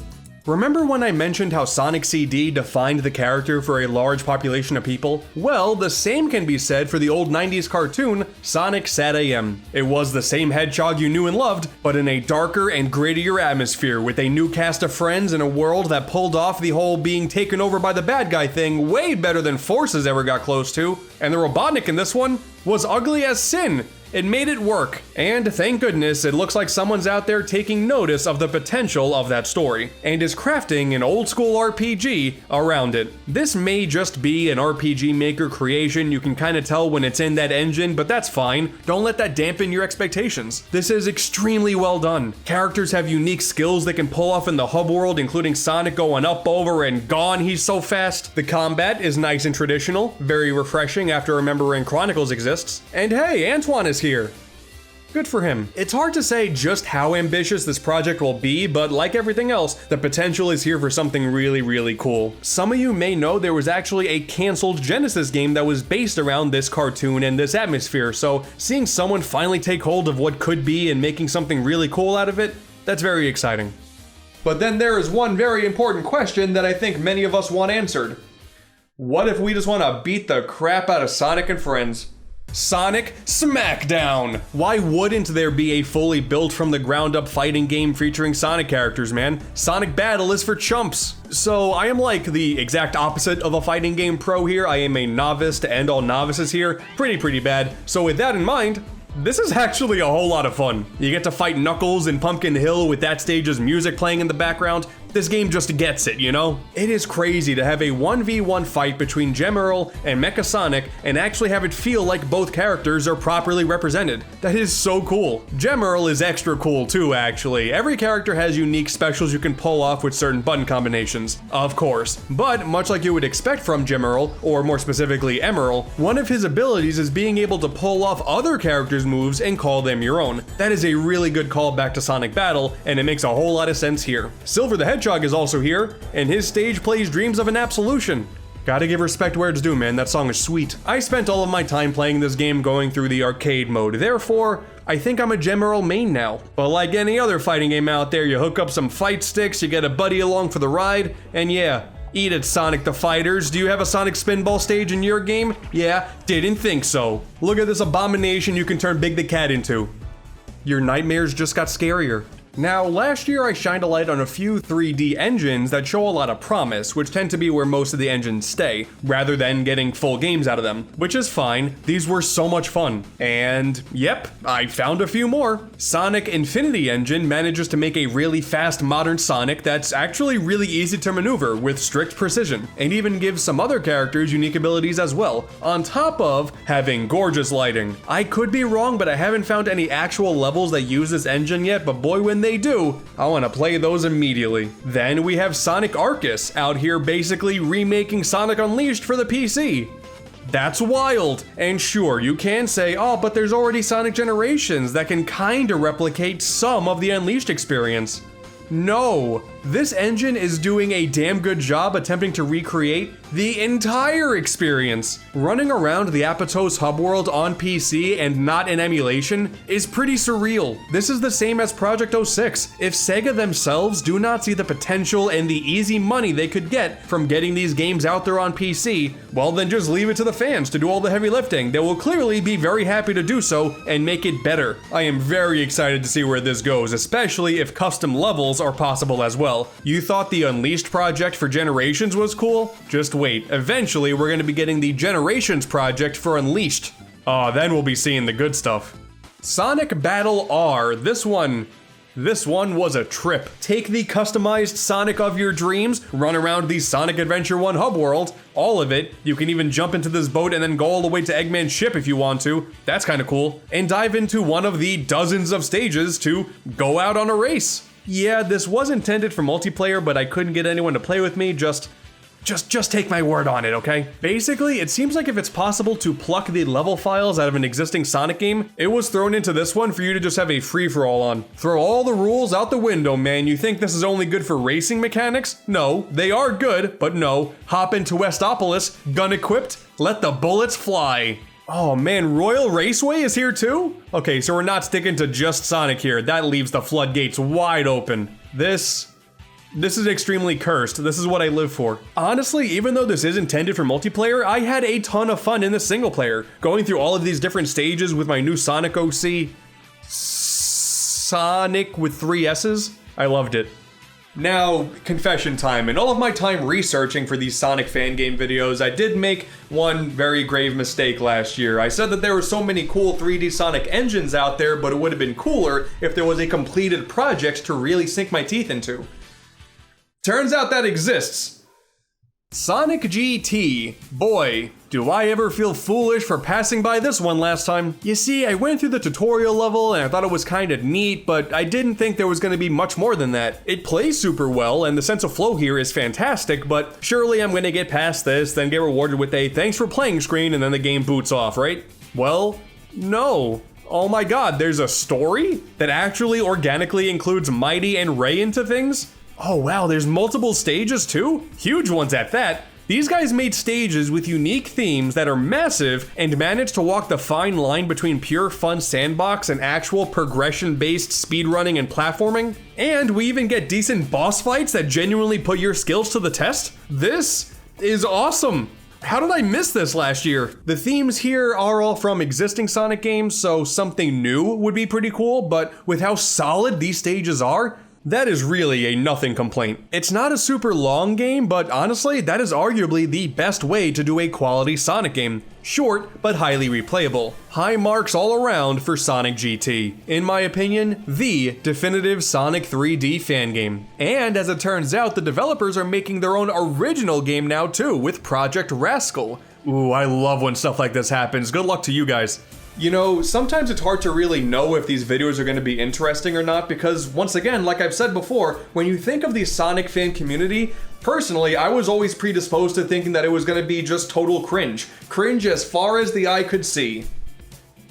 No. Dare I say, the Sonic fan community is truly what keeps this franchise alive. Sega could keep screwing things up until the sun blows out, but as long as we're able to get these really awesome fan-made experiences, dude, the Hedgehog's gonna be just fine. But I did find some dumb stuff too. Sorry, but when you find a game out there called Eggman Hates Furries, I just had to, man. I just had to. Lies in their nature, that the great struggle takes place whenever they are gone. Terror takes the earth. I don't know what I expected, but it certainly wasn't this. You ever just like imagine what a Sonic game would be like under the influence of something potentially illegal? Yeah, this'll do it. Essentially, this is like one crazy non-stop action movie with an endless barrage of bosses and totally absurd art direction. It's not even that bad, but it's like, why? Why is this called Eggman Hates Furries? I mean, I get it, you know, he's dedicated his entire life to taking down a hedgehog and fox, he enslaves tiny animals and puts them into robots, like, I get it, you know? But I need more context for this, damn it! As much as I wanted this to be flat out bad, it's actually kind of alright. It's incredibly stupid, don't get me wrong, and very much broken, and maybe to me it's just refreshing to play a fan game that really reminds me of like the old Newground days, but this is the perfect level of stupid for me in all honesty. I played Sonic Dreams Collection last year, that just barely passed my stupidity threshold, so this is more my speed. Play this for yourself and crack the case of why Eggman just hates those furries. Maybe the ending will surprise you. Probably not. This is only a few years old too. If we want to go down the Newgrounds rabbit hole a bit deeper, we gotta find something more of that era. Oh boy, here we go. A fan game from the year 2000. This released before Shadow the Hedgehog existed. I hope this puts things into perspective a bit stronger than just saying 20 plus years ago. I can't help but admit the morbid curiosity of playing a fan game this vintage and dusty. It was just calling out to me to check out. Our adventure begins in Minimalist Madness Zone. Move over, Sonic Mania. So I don't exactly remember what the expectations for fan games of this time were, but I'll give the game this. It works. Alright, I found Tails. Now to see why he's so bored. Why are you yawning? I'm bored. What? It's obvious, look at the damn title. I mean, okay, fair point. I talked to Matt about better cutscenes. You get him to make the game any easier? What? What is happening? Oh, no, okay, that sucks. Tails turned off the lights. The game is having you play a Sonic level where you can't see what you're doing years before it was cool. Oh, hey, a special stage. Didn't see that one coming, I'll be honest. Gotta get 30 blue spheres in Title Card Zone, my favorite. Does this mean Super Sonic is in this game actually? That would be hilarious. After a while, Tails just starts making weird noises. Then I got trapped in the floor, and that was the end of my game. So I guess I'll never truly get to know why Tails was bored. Shame, really. I was very excited to see what Kakashita no Kyoden Zone 2 had to offer. With a name like that, you should only expect the best. But damn it, we have to go back even further. So I don't know if this is the earliest example, but I did happen to find a fan game that is theorized to have been released as far back as 1999, the same year Sonic Adventure released. Wow.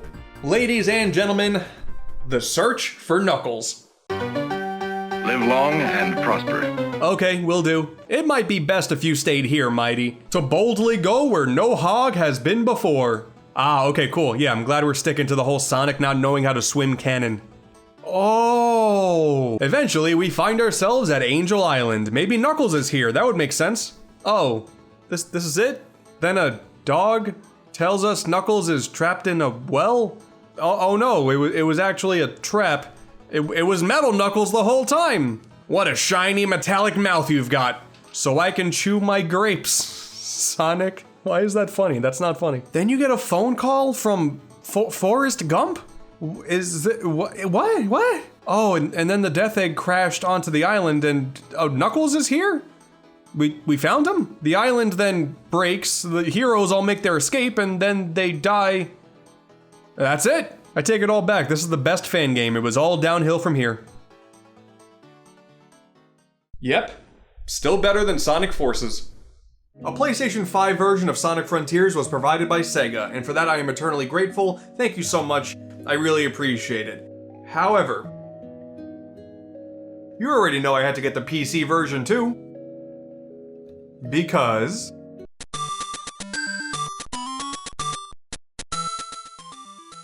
this is gonna be a good game. 2022 has been one of the most turbulent years in Sonic's history, and don't worry, this isn't a rough history since it's jumped to 3D styled rant. No, we're not doing that cliche trope. Quite literally, just from Sonic Frontiers reveal in May 2021 to the launch in November 2022, Sonic fans have felt basically every single emotion possible because every month in that time span has been a toxic minefield. From 4chan leaks of beta players stating that the game was gonna be bad, to the first official gameplay reveal from IGN doing the game no favors whatsoever. I don't know why they signed off on that, that was terrible. And even Sega themselves were being weird, blocking footage being recorded from events where the game was publicly shown off for the first time. What was that all about? Dude, like, the length of Sonic's quills was a hot debate for a month. It was insane. Now, certainly, as time went on, the marketing improved dramatically, the game reviewed super well, and there's a DLC roadmap throughout 2023 with a ton of extra content and playable characters? Dude, like, if these characters play drastically different to Sonic as they should, this would be the first new gameplay style for a 3D Sonic game since, Unleashed, I guess? And then we got the Monster Hunter DLC that was free? Like, what the hell was that all about? Now you can cook food with Big? Man, I can't tell if this turnaround was by accident or by design, but I'm here for it. And that barely even scratches the surface here, man. That doesn't count all of the games that released since 2006. I feel like there are always these like broken promises for every single mainline release that were like, oh hey, don't worry guys, this is gonna be the game that's gonna save the franchise, and then it always failed. But I'm gonna be honest, 2022, this might actually be the year. In the cinematic space, you know, the Sonic movies are doing great. Sonic 2 was a really fun watch, and knowing there's a lot more coming is incredibly exciting. Sonic Prime is a really cool cartoon offering yet another different take on this franchise. The comics, well, they continue to pop off. They haven't really stopped. Sonic content was showing up in both Fall Guys and Roblox, rounding out the trilogy with Minecraft of what the f is happening in this world? And the Sonic Bling, oh, you can't forget about the Sonic Bling, look how shiny it is. We didn't get Sonic Pocket Adventure in this year's Neo Geo Pocket Color Selection Volume 2, I figured that was a shoo-in, but hey, whatever, you know. Really grasping at straws, nothing's perfect. Really, the only sour spot in this whole ordeal was Sonic Origins, oddly enough. All things considered, it's not the worst way to play these games, but as I've said before, the fan-made PC ports are far superior than the official product, and that should really come as no surprise at this point. It's just a shame that we got what we got. While the fans are oftentimes the worst part about this franchise, they're also the best. Shortly after Origins release, because life is funny that way, we got two complete and awesome fan games with Triple Trouble 16-bit, an excellent reimagining of the Game Gear game with all of the flourish of a modern Genesis port, and a whole lot more, and Fallen Star, a completely new adventure with a style all its own. Unique sprites, level themes, cutscenes. Both of these adventures are super fun. They're intense, they got shockingly similar special stages, but like they're both really fun. No exaggeration, these are now two of my favorite classic Sonic games, full stop. Fan projects and original projects combined, these two are fantastic. The creations that the fans are able to come up with are just as vital to this franchise as the official works in my eyes, so, of course, both these games come highly recommended. Speaking of fan projects, listen, you already knew that I, of all people, was going to be very excited for the mod support this game was going to have. And we're not even 2 months into this game existing, and there's already a lot of great stuff to play around with. It's been a whirlwind. But before we get to that, before we get to the madness and the insanity, I do kind of want to talk about the pure Frontiers experience because, like, and I didn't see this coming, but Sonic Frontiers may be slowly becoming the best 3D Sonic game ever. That's gonna piss some people off. Oh, and slight spoilers going forward. You know, I figure if you're watching a Frontiers video at this point, you already know everything, so it's kind of pointless, but I want to cover my bases. And I don't want more people yelling at me on Twitter than they already do. When I first started up Sonic Frontiers, I had a lot of expectations. Some positive, some negative, but I did try to go into this fully expecting it to be its own thing, rather than simply building off of the previous games. Finally, we have a drastic shift in the formula, something that is hopefully not a sideshow like Lost World was, and something that could be a jumping off point for the future, similar to what Unleashed did in 2008.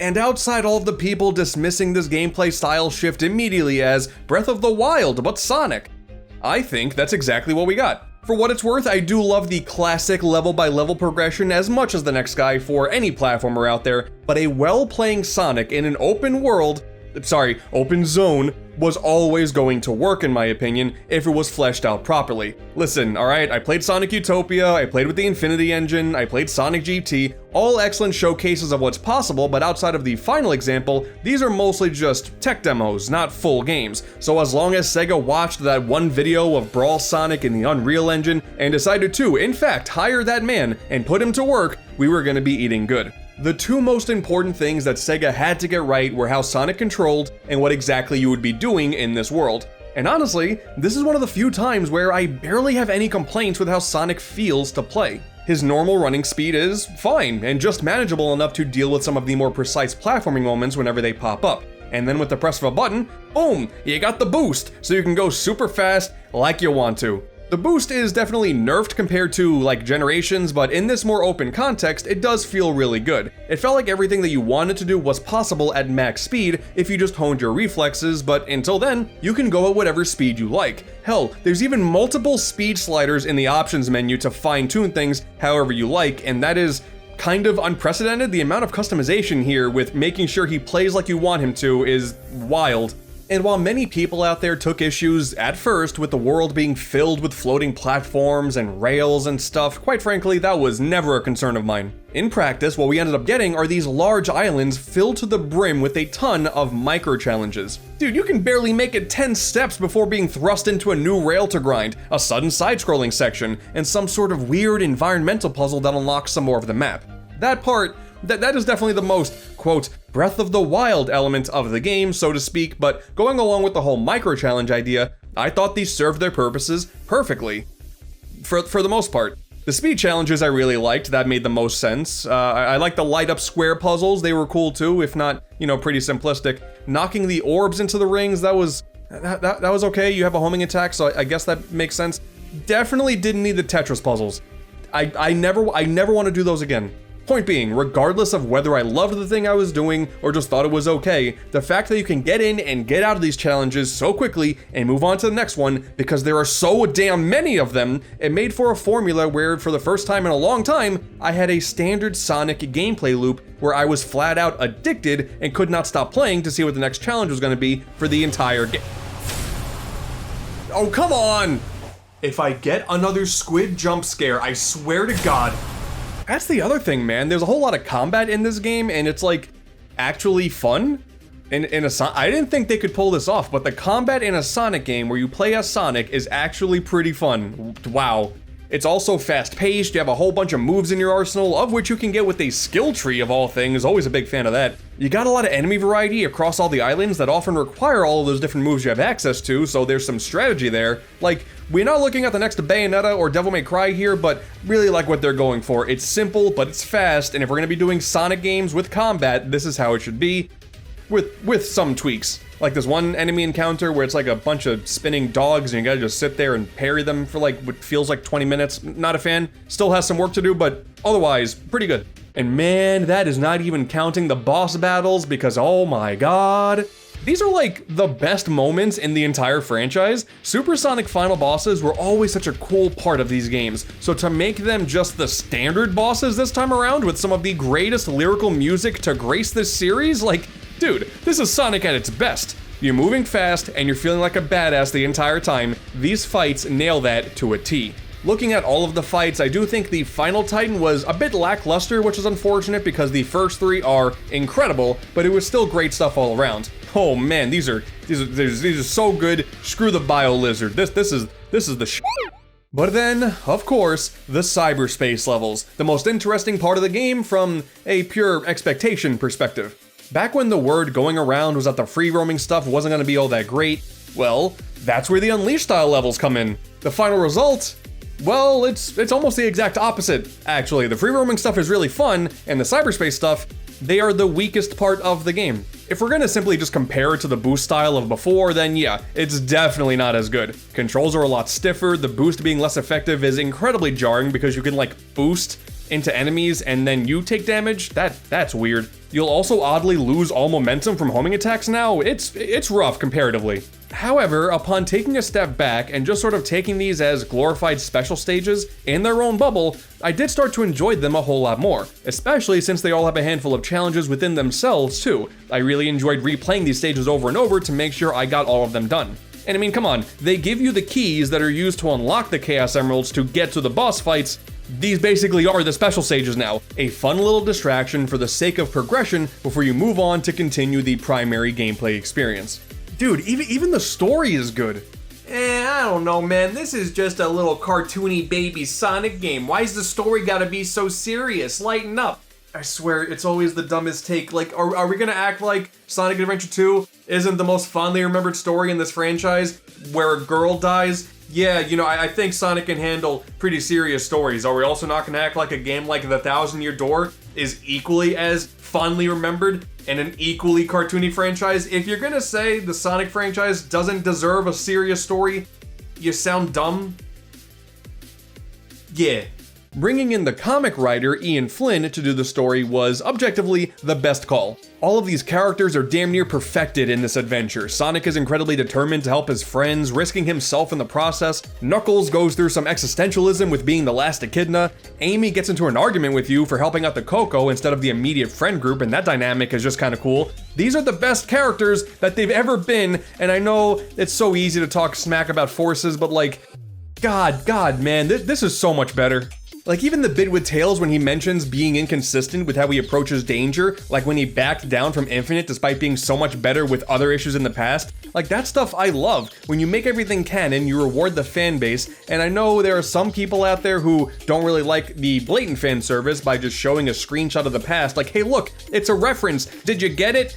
I don't know, maybe in the long run I'll feel differently, but currently, after all of the stuff the Sonic fans have gone through, I like this a whole lot. Like everything with Eggman's newest creation, Sage, and all of the memos that you get from Big's fishing sections, like, God, I was grinning through every piece of dialogue in this game. And normally I see new characters just forced into a story in these Sonic games, and I'm like, oh God, here we go. But no, man, Sage is really cool. I don't know what they're gonna do in the future, but I have really high hopes. And the Coco, man, they are just so damn cute, as long as they don't get overused like the Wisps did and showing up in a bunch of games where they didn't really make sense. Here, incorporating how Chaos from Adventure 1 plays into things is really interesting stuff and gives a lot of context to these guys who are just otherwise cute little guys. It's a plot that takes itself seriously while not sacrificing the main attributes that made these characters so likable in the first place. And you attach that philosophy to these really well-animated cutscenes, this was all a recipe for success. And I hope that Ian Flynn stays around for a long time.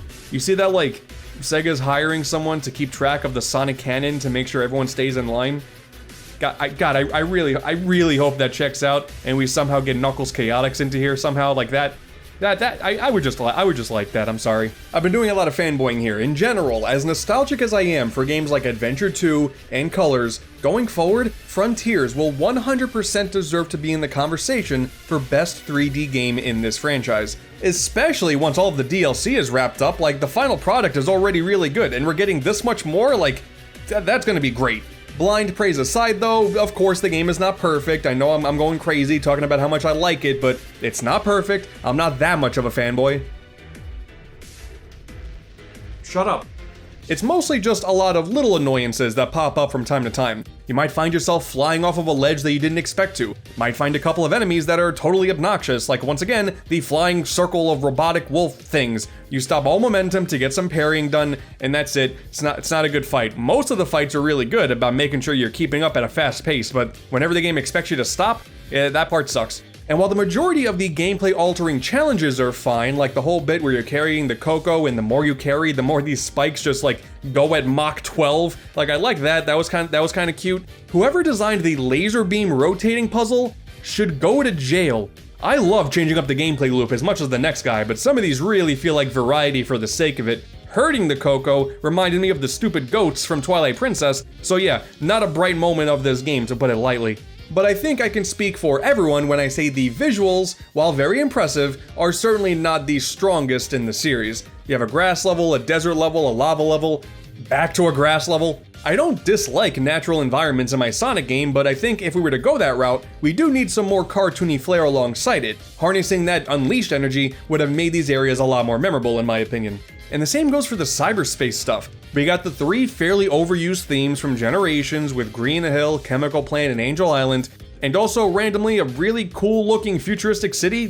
What? And it doesn't help that many of these level designs are straight up reused from a handful of other 3D Sonic games too. Like having a bunch of Generation level designs thrown in here, like verbatim, is pretty jarring. Having some Sonic Adventure 2 stuff in here is cool fan service, but I kinda want some more originality here. I know it would have been tough creatively to have more original themes in these, because then people would just beg for more of those, which would create another headache for Sega to address. But really, for the next game, I definitely just hope that there's more visual variety in general, and maybe do a bit more of the cartoony stuff.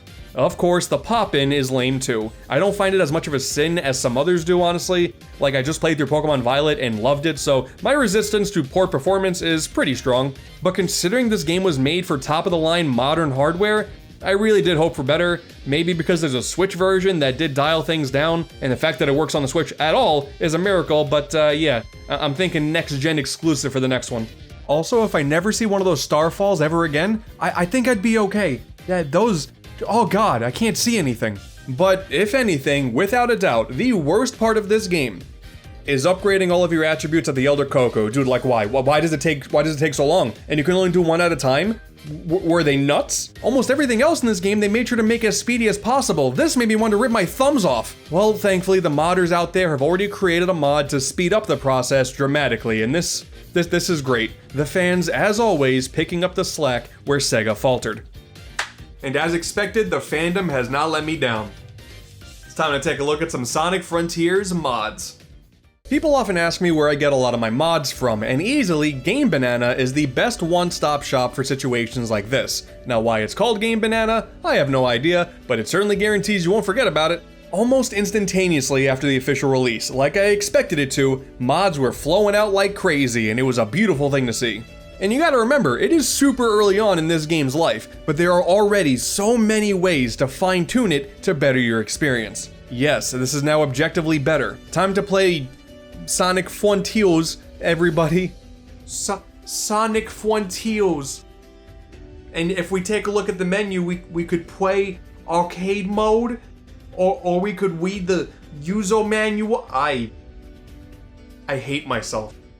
First and foremost, shout out to the early Momentum mod. Of course, fans are out here immediately trying to better the game's physics. Quite frankly, it's like every 3D Sonic game has a mod like this. Like I said before, in the base game, I didn't really have any issue, but this mod does make two core recognizable changes that do make the open zone traversal a lot more fun. For one, going up and downhill actually affects your general speed. It does in the original game, but it's a lot more noticeable with this mod. It's a good thing we got that handy dandy speedometer right there to check. You can see, yeah, you go up and you go slower, you go down, you go faster. That's cool. I like realism in my Sonic games. More importantly though, jumping no longer halts any momentum while you're boosting. That essentially means you can maintain max speed for a lot longer, and this really perfects the primary gameplay loop because it's awesome. It doesn't really affect any of the slower moment-to-moment gameplay where you're handling puzzles and whatnot, but when you're just blazing on by, oh, this is great. It breaks some of the cyberspace levels. Like I said, it's a lot of fun. Looking way off into the future, I'm sure this will lead to some custom level designs being injected into the cyberspace and maybe even the open zones, but as it currently stands, the majority of mods available this early on in the cycle are just little model swaps, which are simple in concept, but I mean, come on here, it's gamer time. Sage doesn't know what's about to hit her. Oh no, Sonic, oh god, oh no, he can't hear us, he has his AirPods in. The group effort from the offset was to get as many different existing Sonics into this game as possible, like it's some incredible Sonic multiverse, and amazingly enough, they all look great. We got Adventure 1 Sonic, we got Adventure 2 Sonic, with Adventure 2 styled Super Sonic in tow, 06 style with the appropriate run cycle, Brawl Sonic, if you really want to capture that Sega, please hire this man vibes. Link Sonic is here from the Lost World DLC. Movie Sonic, you know, that one makes sense. You got the whole blue aura when you go super fast, so Movie Sonic fits in. Minecraft Sonic, this one is incredibly cursed, but I love him. Pixel Sonic, this one is also incredibly cursed, and I'll be honest, for this one, I'm emotionally indifferent. But if you're like me and you're a casual low poly Sonic lover, then I had to jump in with the Sonic R Sonic because, this looks incredible in the high fidelity world. I would still pay a ridiculous amount of money for a modern Sonic game with a low poly aesthetic. I love this so much. And if you're feeling a little frisky, well, we got Buff Sonic too. We all know somebody that would be into this, and I'm glad they're having their needs met. It's really cool to know that official playable Tails is coming down the pipeline, but until then, hey, here's fan-made Tails, and this one can even fly. It breaks the game almost immediately. This is everything I could have ever hoped for. Having some custom animations as a part of this really opened the door for some cool possibilities too. Here's Jet Set Radio Sonic, where he not only dons the outfit but also skates around, which is just kinda sick. But I'm pretty sure this animation was initially developed for Shadow Frontiers. You see, the beautiful thing about this mod in particular isn't just the animations, but the voice samples are also Shadow, really making this feel like a legitimate skin in the game. The Super Shadow skin at the time is, it's a little problematic, but listen, he's been through a lot. Sadly, there's no Shadow with a gun mod yet, probably in the works, I would imagine, but until then, at least we have just gun. Yeah, you ever wanted to play a Sonic game where you're just a gun that can have one-shot projectiles that kill anything with just one bullet, just bam, dog, they're dead. That's it. And then, oh wait, sorry, and then you can become Super Gun. Oh no. Maria definitely wouldn't have stood a chance against Super Gun, let's be honest. But thankfully, leave it to Luigi to save the day and really set the record straight. Wait a minute. Luigi's not a Sonic character. Oh man, this is hilarious. Yo, Luigi's Mansion 4 looking crazy right now. Oh wait, I take it back. Kirby and the Forgotten Land 2 looking crazy right now. And pictured here is the alternative reality where Klonoa is actually a successful franchise. God, that actually really hurt to say out loud. Listen, alright, I like Pac-Man as much as the next guy, but Klonoa deserves as much time in the spotlight as possible. Oh hey, Pac-Man's here too, of course. What's beautiful about some of these mods is not only is Sonic changed for them, other characters get altered too. When you play as Klonoa, you have Lulu over Amy, there are Moos over the Coco, and you can collect pellets as Pac-Man. I love it. The attention to detail here is great. Dude, like, you can run across the islands collecting lasagna as Garfield, okay? This is one of the greatest things I've ever seen in my entire life. Not because it's funny in its own vacuum, but it's also a clever throwback to the classic Sonic plus Garfield combo pack. You see, that was a reference. Dehydrated SpongeBob is a thing too. I don't need it. Or, even worse, you could... I just want the pain to end. Oh hey, you can also be a Fries. Or a low poly cat. That's cute. I don't know who Maxwell the cat is, but after this, yeah, I'm a big fan. At the end of the day, yes, the mods aren't currently as exciting as some other games like Sonic Generations has, but you gotta remember, we are still early in. Considering that, things are pretty exciting. The future is very bright. It's really just a whole lot of aesthetic differences so far, but they easily fulfill their purposes as cute little options to toy around with in a game that feels like a big ol' sandbox at times. Like hey, now you can make the first island take place in the fall. Adorable. That's a little bit of the visual variety the game needed in the first place. This really has me excited for the potential the modders will bring to the table.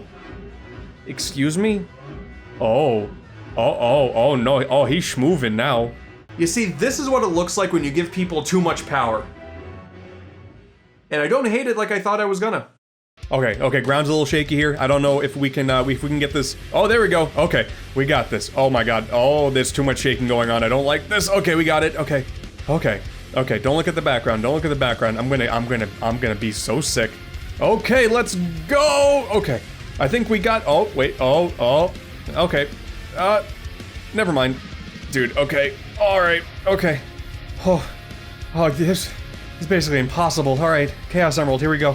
Alright, you dancing bastard, you're going down. Alright, here comes the laser part. I'm familiar with this. he's still dancing. Dude, I don't know what's going on anymore. This is the most insane thing I've ever seen in my life. I don't know what this strut is, but man, he's showing off his moves alright. God, whoever made this mod, I love you. Sonic Frontiers hasn't even been out for 3 months. 3 months! And we already have all this to play around with? Dude, like, come on. The future is so exciting. Whatever the modders have in store for us, I cannot wait. Like I said before, man, 2022, this was the year. Sonic is back in the best way possible. What do you mean Sonic Prime debuted in Roblox?